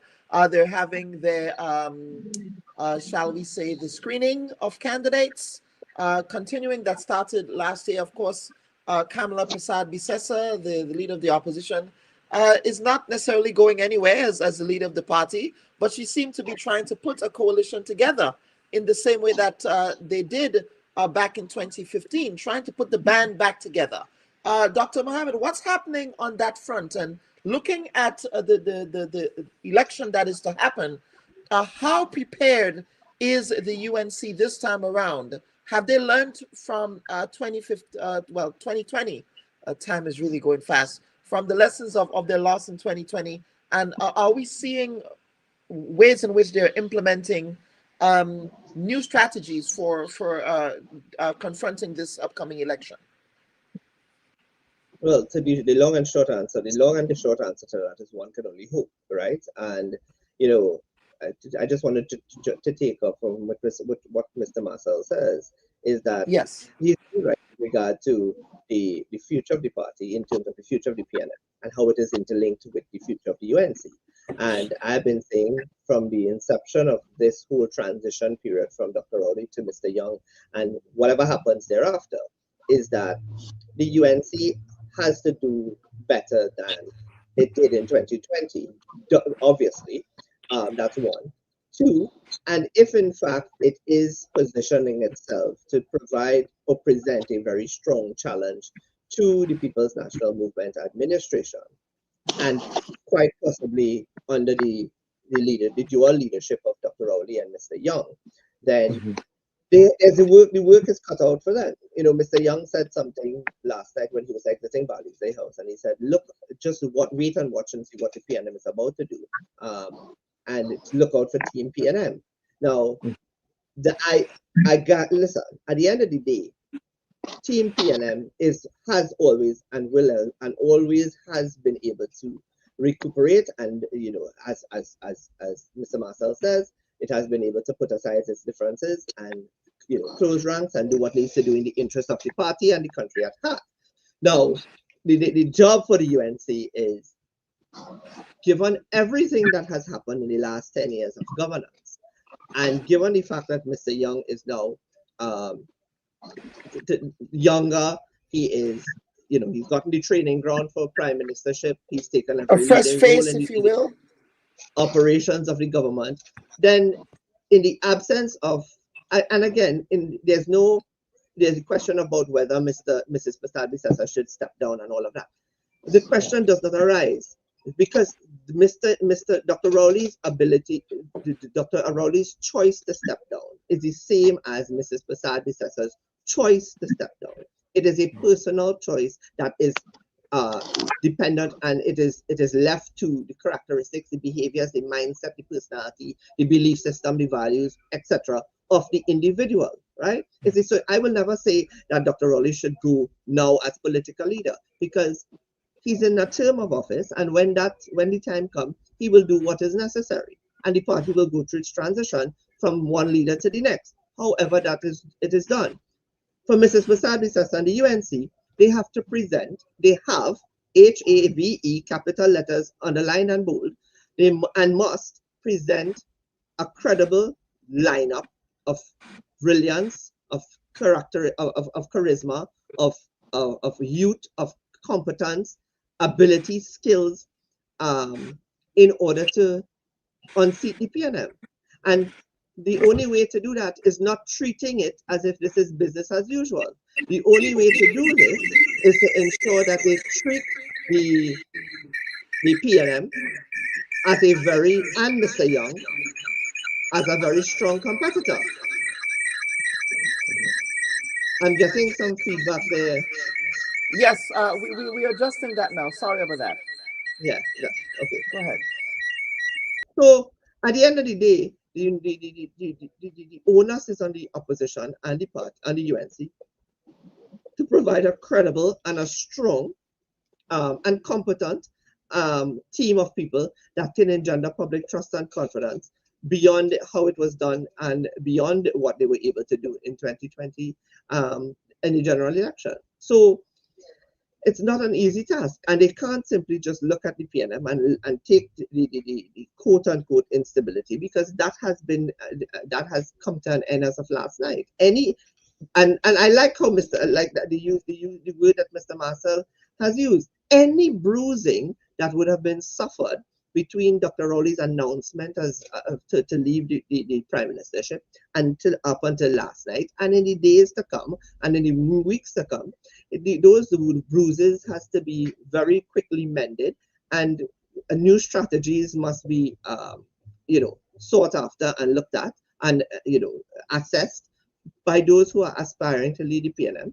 And if the PNM loses the general election, I am sure that there's going to be opportunities for leadership contests to take place and persons to present themselves again and have an opportunity, as was done in 2010 in the transition from Mr. Manning to Dr. Rowley. And if the PNM wins the general election, then I think it is safe to say that the PNM is, if there was any doubt in the ability of Mr. Young, they may have no other choice but to say, well, the man won us a general election again. Let's give him the chance to be political leader, and let's see what he does with us for the 5 years. So what the UNC does going forward will determine their success or their demise. The ball is really now in the UNC's court, because the PNM has made it very clear where they stand, what their position is, and what their position is going forward.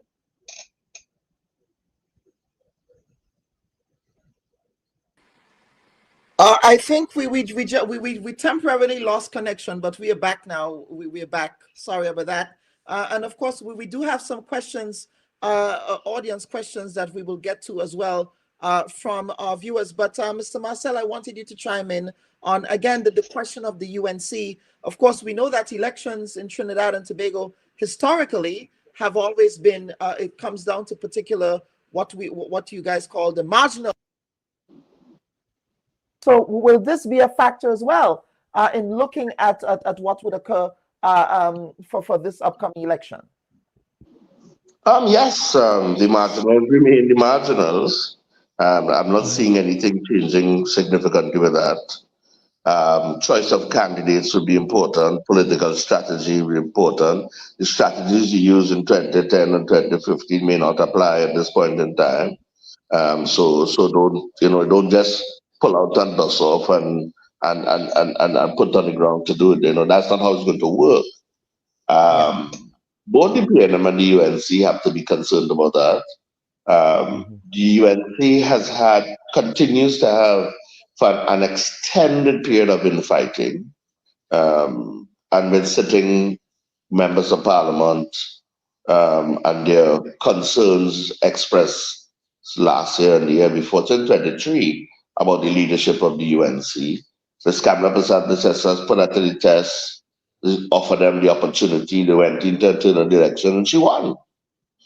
It doesn't seem that they have yet consolidated, and they're going about choosing candidates now. So we will see in a short while how they have consolidated in terms of those 5 members of parliament, if they'll be selected or not, and how they respond if they're not. Mrs. Prasad has once again attempted to create a coalition, and that has its challenges. What is the strength of those individual parties and what they bring to the table? They clearly, in my view, they lack the level of substance that they would have had some time ago. The COP brought a lot to the table. The NJAC, MSG to a lesser extent, and some of the trade union leaders who came to the table.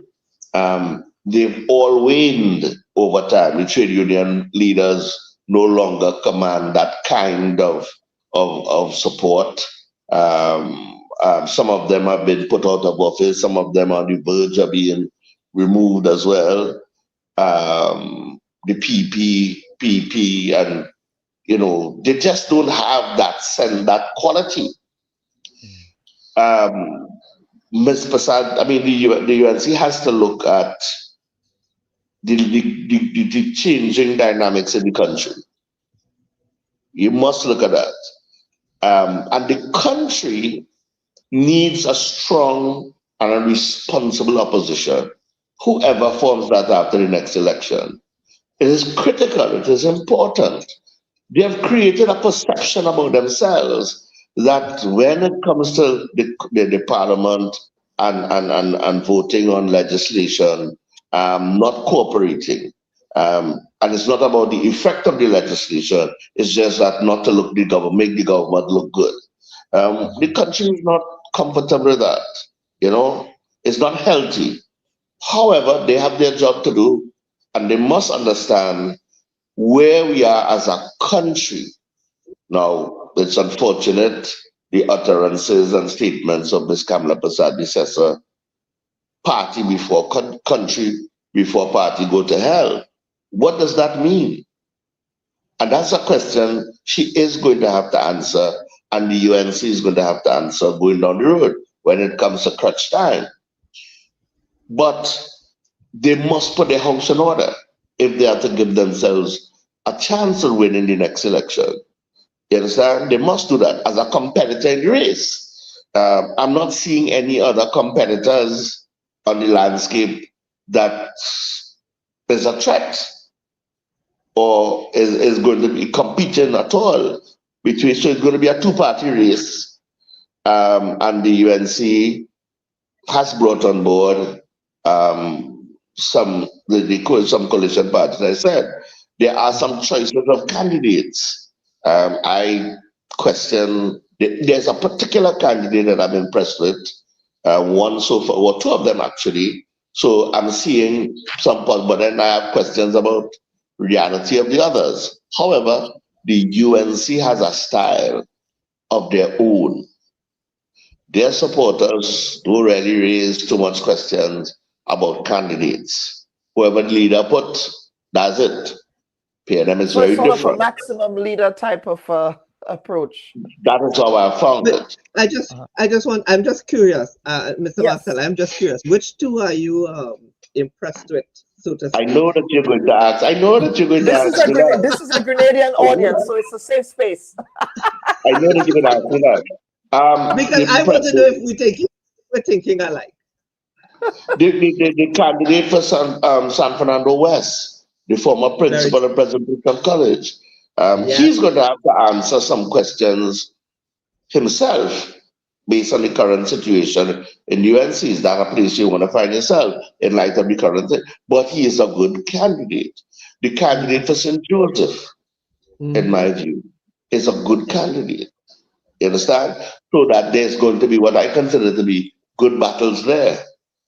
But then the country, the voter has to look at the overall picture. Overall picture, because you don't vote for candidates, We you vote for the party. leader. You always vote for the leader. Correct. Now, that is a significant advantage. Now, I think Dr. Rowley's chess moves has not only impacted the party, but it has repositioned the party in terms of the choice that he has made. And let's don't fool ourselves. In Trinidad and Tobago, the question of race, especially on election, is important. This move, this recommendation, this choice is second to none in terms of how does the other ethnic blocs in the country view this? And then, of course, the man's performance since he has come on board. Well, of course, he now is getting an opportunity to present himself in that new office, and what he does will impact. But the UNC has not been able to consolidate properly. And unfortunately, their structures as a party is not sturdy, it's not robust. So whereas the political leader will be called in the PNM to go to General Council. Now the General Council really has no role in selecting a prime minister, but they're still calling him. Hey, come, let's sit down and talk. Explain this to us. You don't have those structures in the UNC. It's whatever the leader says and chooses to do and is advised by the close network or people around it to do. That has succeeded well for the UNC, I must say, because that is all, in Mr. Pandey, that is how it was. Mr. Pandey wanted a particular candidate or somebody recommended it's all good, he goes with that. And the UNC goes along with that, generally speaking. Right? Just two different styles. Two different styles. One is more accountable, the other one, the leader is the leader ultimately and makes that decision. So we're going to look on to see how it'll be interesting in the next few days and weeks. How does the actions in the PNM affect the UNC as they roll out their PP election readiness for the UNC has an advantage over the PNM, in my view, a historical one. The UNC's voters don't move. They will hold on regardless who they are to the seats that they have. The PNM people will not come out to vote, they'll be upset, and as in 1986, you went down to 3 seats. That has never happened to the UNC, so they start off, in my view, with every contest with an advantage. They just have to get 2 seats. Well, no, I would say they have to hold on to the 19 first. And I am concerned about the ability to hold on to the 19, right? I hear you. I think that's the first thing that they need to do is hold on to 19, taking into consideration that if they don't, it could have a domino effect, right? And I agree with you that there are two very strong candidates in St. Joseph and in San Fernando West. I agree 100% with you on that. But in order to cross the two that you are saying that they need to gain, they need to hold on for their life to the 19 that exist. And one of those, is one that they were able to wrestle from the PNM in 2020, which is Moruga Tableland. Now, I'm not too concerned about Moruga Tableland as I am with regard to Shogunas East, because the incumbent versus the opponent, in my view, the opponent is actually stronger. So it's left to be seen. And now I also hear you when you talk about this is going to be a straight out fight between the UNC and the PNM. That's a good point. However, I saw something interesting yesterday. In the middle of all of this, us waiting to see what happened in Balize House and how this thing transpired, I saw Gary Griffith post a picture that St. Joseph, we are here. And my concern is with the inclusion of the NTA and the possibility of the inclusion of the Patriotic Front, within the political landscape of Trinidad and Tobago, in a four-party race, I believe that there is no margin of error for the UNC, and that in that regard, it gives the PNM an advantage.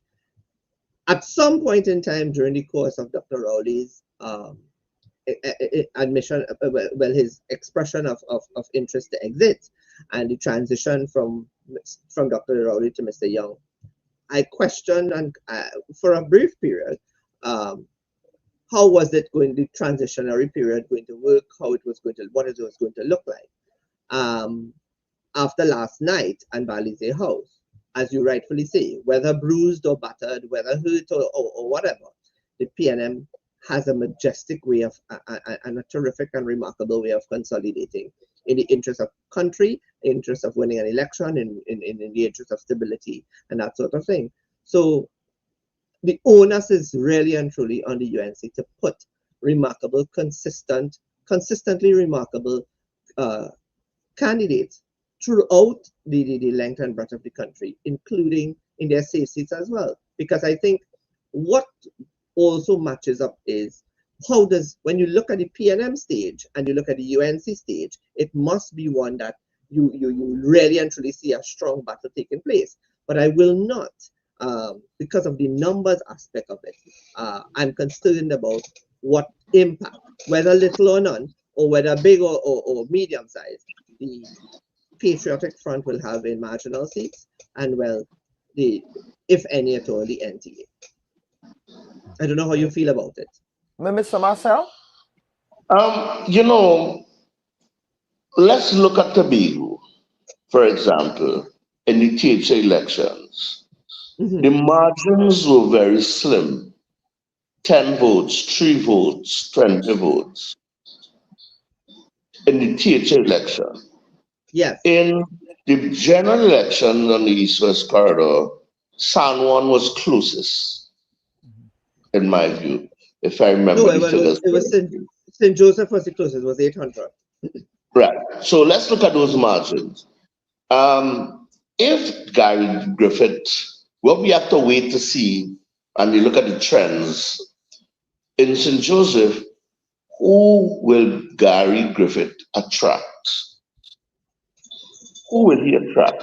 Will he attract a UNC disgruntled support base, a PNM disgruntled support base, the people on what we call the fence, the voters?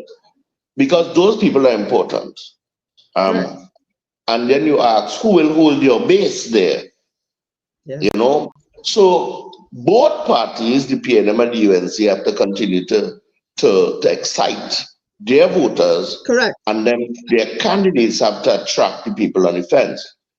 What kind of candidate will Gary be in that election? And I want to ask, who is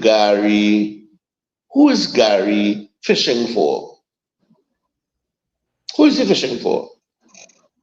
Because if he can split votes, it has to be, you have to ask, who is he fishing for?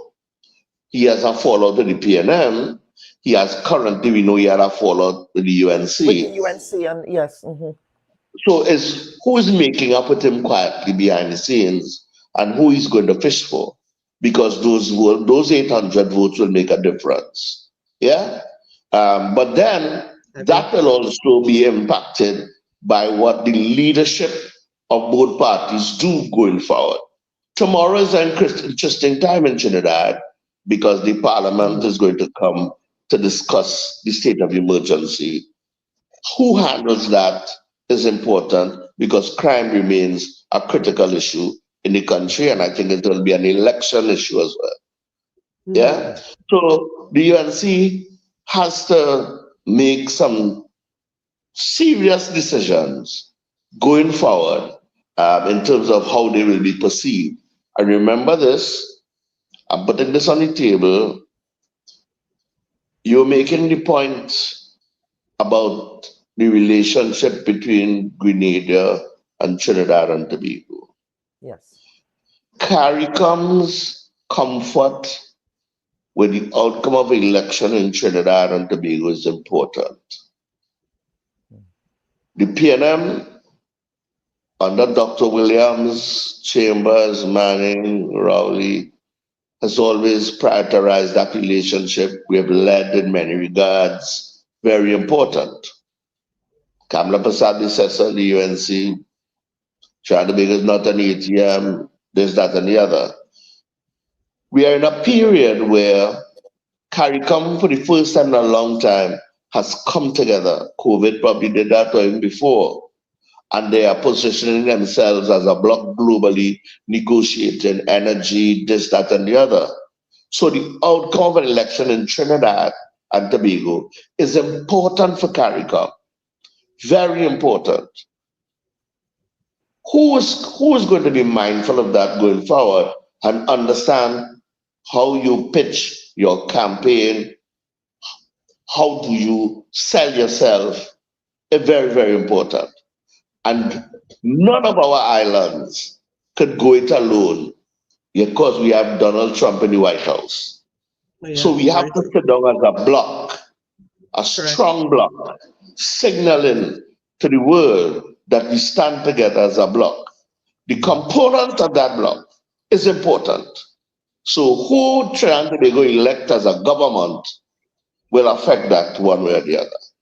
And I will also add with, as you said, CARICOM, Mrs. Pasabisasa, to her credit, also has a good group of friends in CARICOM who she's worked with in the past, even as Prime Minister. So she still has, Prime Minister Gonzalez, Prime Minister Motley, Prime Minister Skerritt, Prime Minister in Jamaica Holness. So there's a group, she's supposed to have a good relationship with the President of Guyana and President of Suriname. So, there's a balancing act there in terms of the amount of colleagues that both prime ministers have and who've had relationships with.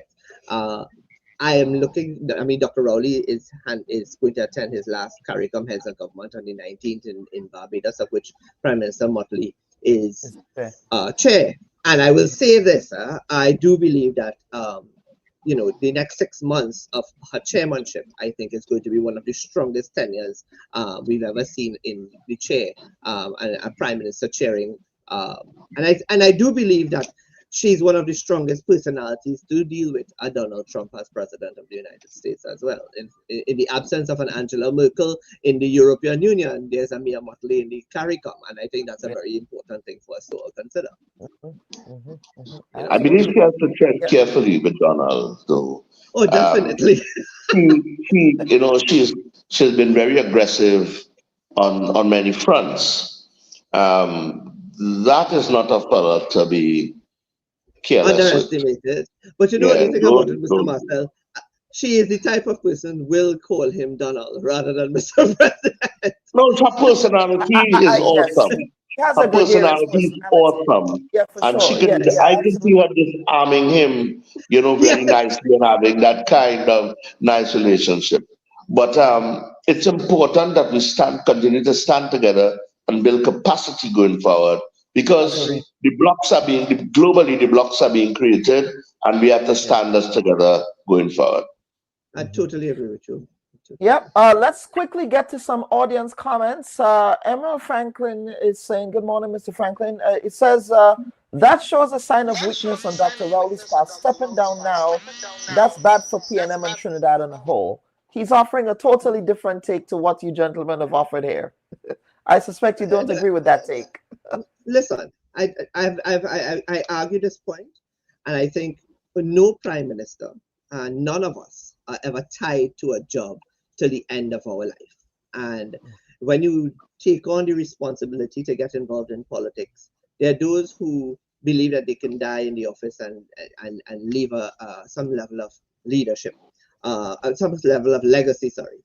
But I think one of the aspects of good leadership, even in the midst of bad governance, is someone knowing that they set a limit for themselves and they've held strong to that belief system.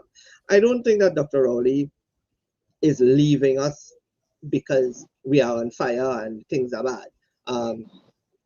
Things have been bad for a while, and it's been not only bad for Trinidad and Tobago, it's been bad across the globe. some people have recovered faster than others. I don't believe that it shows a sign of weakness. I beg to differ. I think when you give a country your word about what your intentions are, you don't. I think I would have felt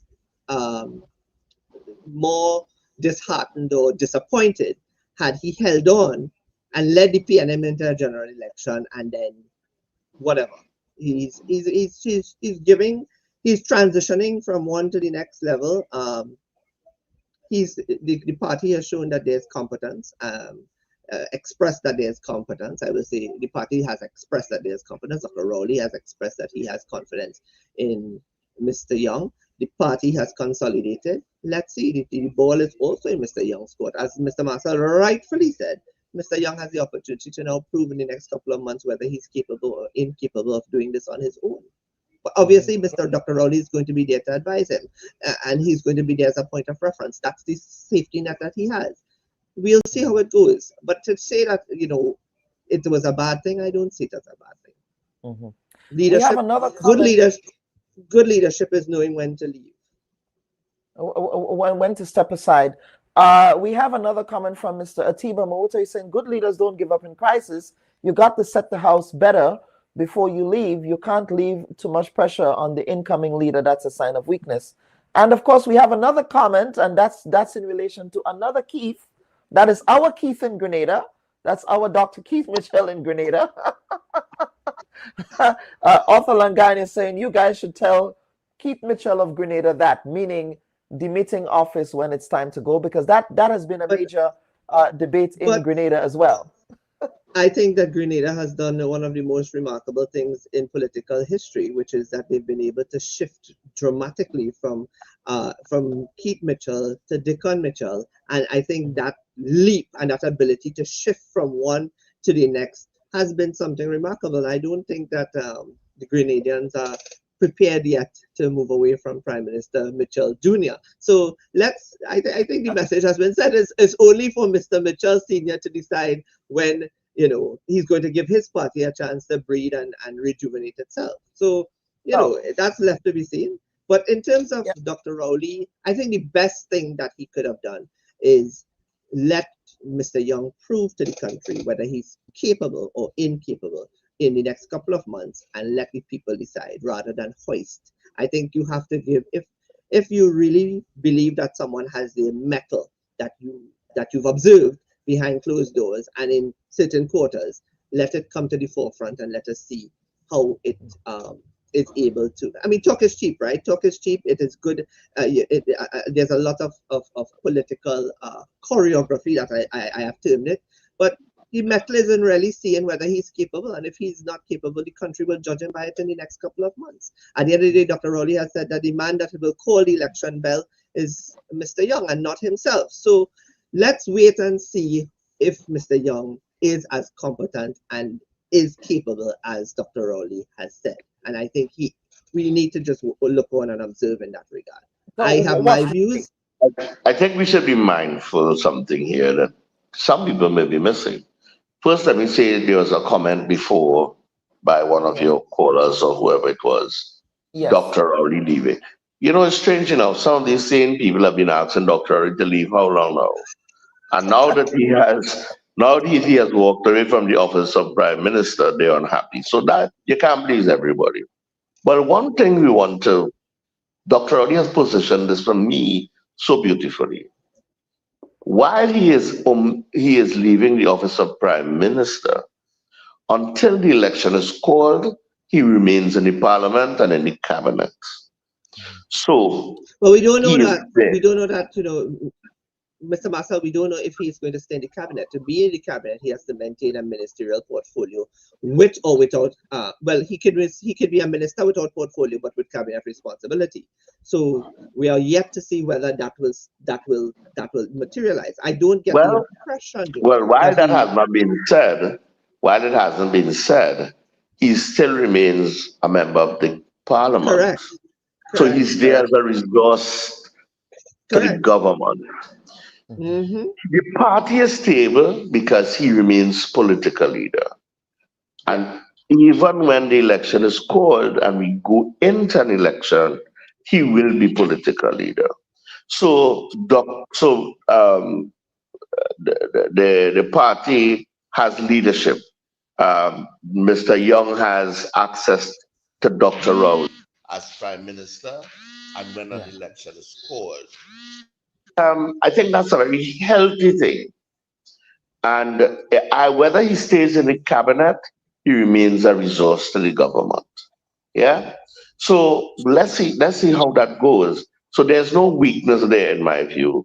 I'm not seeing any vulnerability to the government and to Mr. Young. I think it's very healthy taking on the responsibility of Prime Minister. You're not just on your own and a woman fancy with a cabinet. You have the former Prime Minister in the Parliament. You have him as leader of the party. He's going to hold your hand. He is going to do that. And I agree with you 100%. He would hold his hand. I don't believe, though, that is fair, because I think he should let his hand go. And he should be used as a reference point, because everybody wants a senior who has mentored them and coached them to go back to as a reference point. But I think the real metal in strong leadership is to give him the chance to make decisions on his own. And I don't think that Dr. Rowley won't allow him to do that. I think that's what he has so far signaled, that there are things that I want to step away from, and you do it now and let the country judge you by how you do it. But I agree with you to an extent that he does most definitely have Dr. Rowley as a resource and as a senior mentor that he could always revert back to in terms of what do I do in X or Y. How does that reverberate with the overall cabinet and those who are still licking their wounds is left to be seen, you know. But actually, I have another view to that. The fact that Dr. Ali has said that Stuart Young will be the person to call the election is a signal that he'll allow him to be his own man. And I will look forward to that. And the man that I know as Dr. Keith Christopher Rowley will not interfere with Stuart Young's decision making. The person that I know will be available to Stuart Young, but not impose himself. And he has managed the government in that way in his cabinet. He appoints you, do your stuff, do your work. However, he'll be happy to be advised to you, and he will reprimand you if he sees it necessary. But the persons that I know, of course he's available for consult. There's already a framework in terms of policy and governance. Management of that is up to Stuart Young. Correct. I agree with you on that. Right? So I'm not seeing a problem based on the personalities that I know. Gentlemen, this is again such an important, very fascinating conversation. We have been having those conversations around leadership in the opposition New National Party in Grenada with the other Keith in CARICOM. That is, of course, the current opposition leader and the now former political leader of the New National Party, now chairman of his party. Some are arguing that he has not really left. You know, he transitioned from leader, but he's still in the party. Of course, he said that, of course, he's advising the new leader and guiding them into the future there. So, gentlemen, we will be watching this space in respect of developments in Trinidad and Tobago. And Mr. Marcel, since you said that you have a close relationship, that you know Dr. Rowley, let me choose my words carefully, that perhaps I can rely on you publicly now to perhaps snag an interview with us, with Dr. Rowley, now that he would have more time on his hands. But gentlemen, what I would do now is to offer you some closing comments. Mr. Marcel, I will begin with you, sir. Thanks for the opportunity. It was nice being here. Yes, the politics in Trinidad and Tobago is currently in an election year is really dynamic and interesting and fluid. And we are going to go into, as a country, as a region, a world, some very interesting times, economically and otherwise.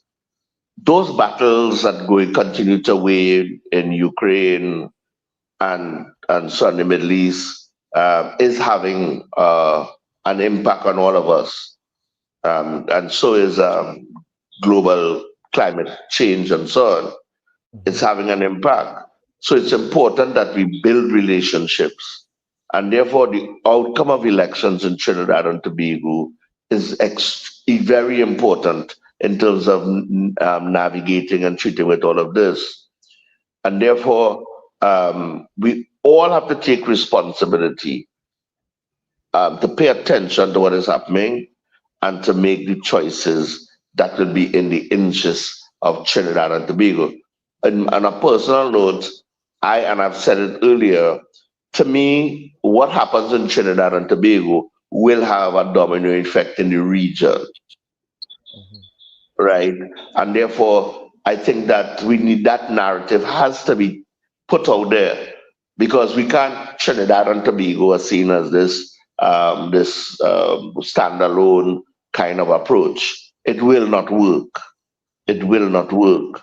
And a lot of work has gone into recalibrating that relationship. And it seems to be gaining momentum. So all the players need to see the bigger picture, right? Crime is a problem for Trinidad and Tobago, as it is with our regional brothers and sisters. And we have taken on that responsibility since Mr. Manning to assist and to work and to lead. The outcomes here will also affect that. So we're not, when we go to vote, whenever that election is called, you're not just voting because you want a house or you want this or you want that. There's a bigger picture. And the issue of race that normally shows its ugly head, and we need to manage that better going forward. Because as I said, this is not about us. So we're looking forward to it.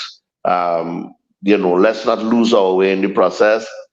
One of the critical things that we didn't speak about is the decision by Dr. Rowley not to have an internal elections in the PNM. And not even PNM people saw the wisdom in that, some of them that is. What that will do is to fracture this party going into general election. We experienced that between 96 and 97. We don't need that. The country don't need that.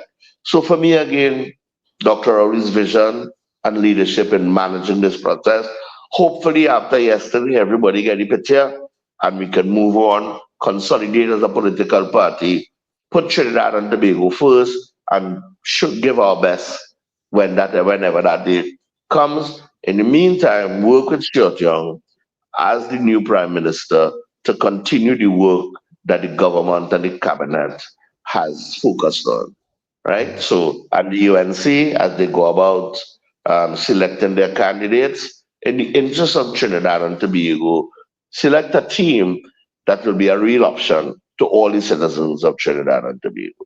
That's just how I see it. Absolutely, Mr. Marcel. Thank you so very much. Dr. Mohammed. A pleasure.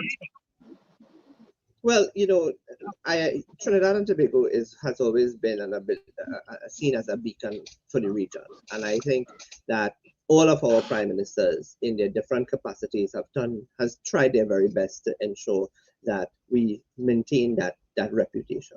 I think the general election of 2025 is a very critical one for the country, given our geopolitical occurrences and the geopolitical episodes that are happening across the world. We have seen that many nations are changing prime ministers and presidents and heads of governments and whatnot. We've seen that there are some blocks of within the geopolitical spaces without certain strong personalities needed to meander the world of uncertainty that we are embarking upon in 2025 and beyond.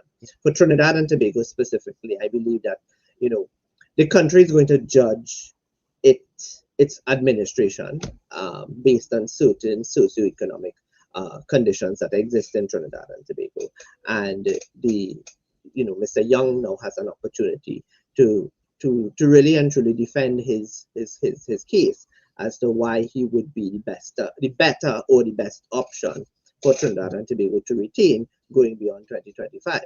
I think our issue of race, specifically in Trinidad and Tobago, has died with or should die with the emergence of Stuart Young as the prime ministerial candidate for the People's National Movement. I mean, this is what you call the culmination of a diversification process that has started many years ago within the People's National Movement, and credit must be given to the PNM to do such. And this is where they have gotten to. I guess this is the end product of years and years of work and strategizing and whatnot. In the same breath, I agree with Mr. Marcel that the country is looking to see what the alternative looks like. And while incumbency plays a great role in a general election, all eyes are on Mrs. Prasad-Bissessar. She's a former prime minister. She knows what it is like to govern. Whether that governance was good, bad, or indifferent according to the statistics, the numbers, and the emotions that was invoked, and the belief systems that was invoked, she has an opportunity to present a better team, to present a stronger grouping of candidates, to choose young people, to choose diverse persons from different diversities, persons who are able to capture and create a level of tempo, what I call political tempo in Trinidad and Tobago, and really and truly give us an opportunity to see a real competition between the PNM and the UNC. I am looking forward to seeing as well what the tempo in Tobago looks like between the TPP and the PNM.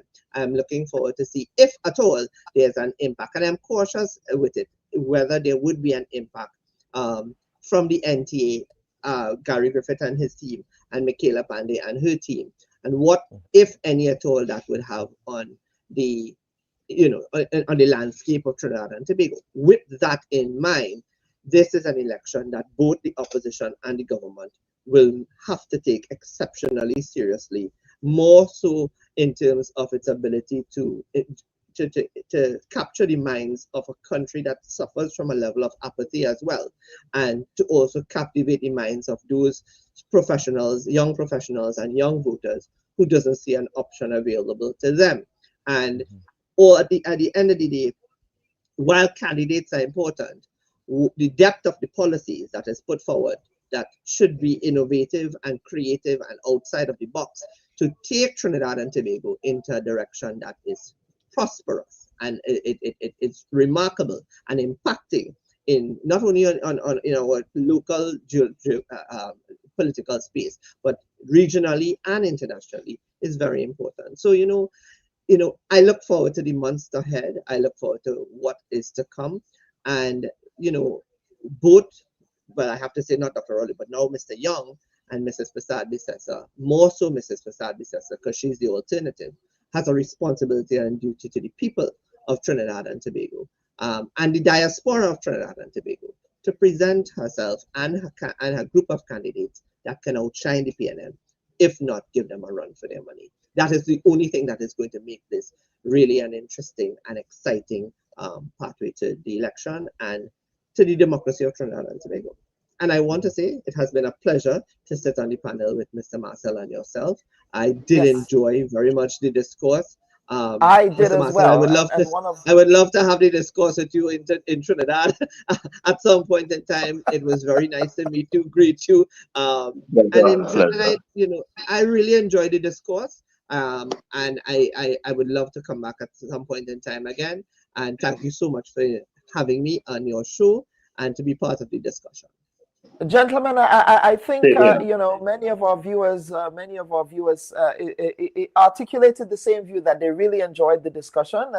And if I may, I will just put this out, propose to both of you gentlemen to invite you back as developments unfold during the election. Mr. Marcel, now that you're on the Carnival Commission, rest assured I will be relying on you for things Carnival related as well. So thank you, gentlemen, so much again for appearing on the Bubb Report this week. Viewers and listeners,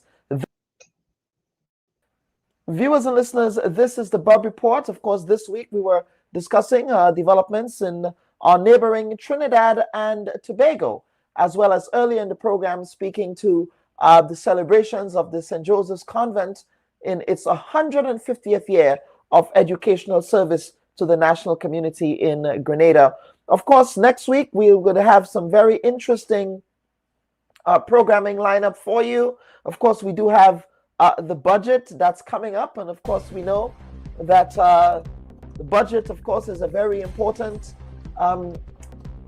calendar event. The budget was delayed, of course, owing to what the government said was challenges related to Hurricane Beryl and things like that. So we will definitely be following up what is happening there on the infrastructure front.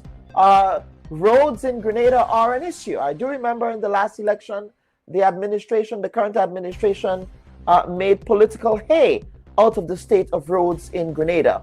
And we would want to take a look at what's happening on the infrastructure front in Grenada as well. So look out for that. We will be dealing with that as well on the Bubb Report in subsequent episodes.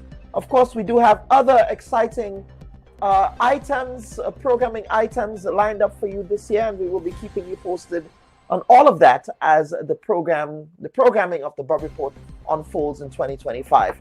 On behalf of our producers, I'm your humble host, Dr. Kellen Bubb, saying thank you for tuning in to this week's edition of the Bubb Report, and we will see you next week again for yet another installment of the program. Take care now. Bye-bye. Hi, everyone. Thanks for checking out the Bubb Report's social media pages. If you'd like to get more videos, show highlights, and watch our weekly live show, follow our Facebook, Twitter, and Instagram pages, and also subscribe to our YouTube channel. You can catch repeat episodes on Wednesdays at 4 and 5 p.m. respectively on CRFM Radio and GBN TV in Grenada. We are also viewed on Sundays at 8 p.m. on WPG 10 throughout the Caribbean. Thanks for watching.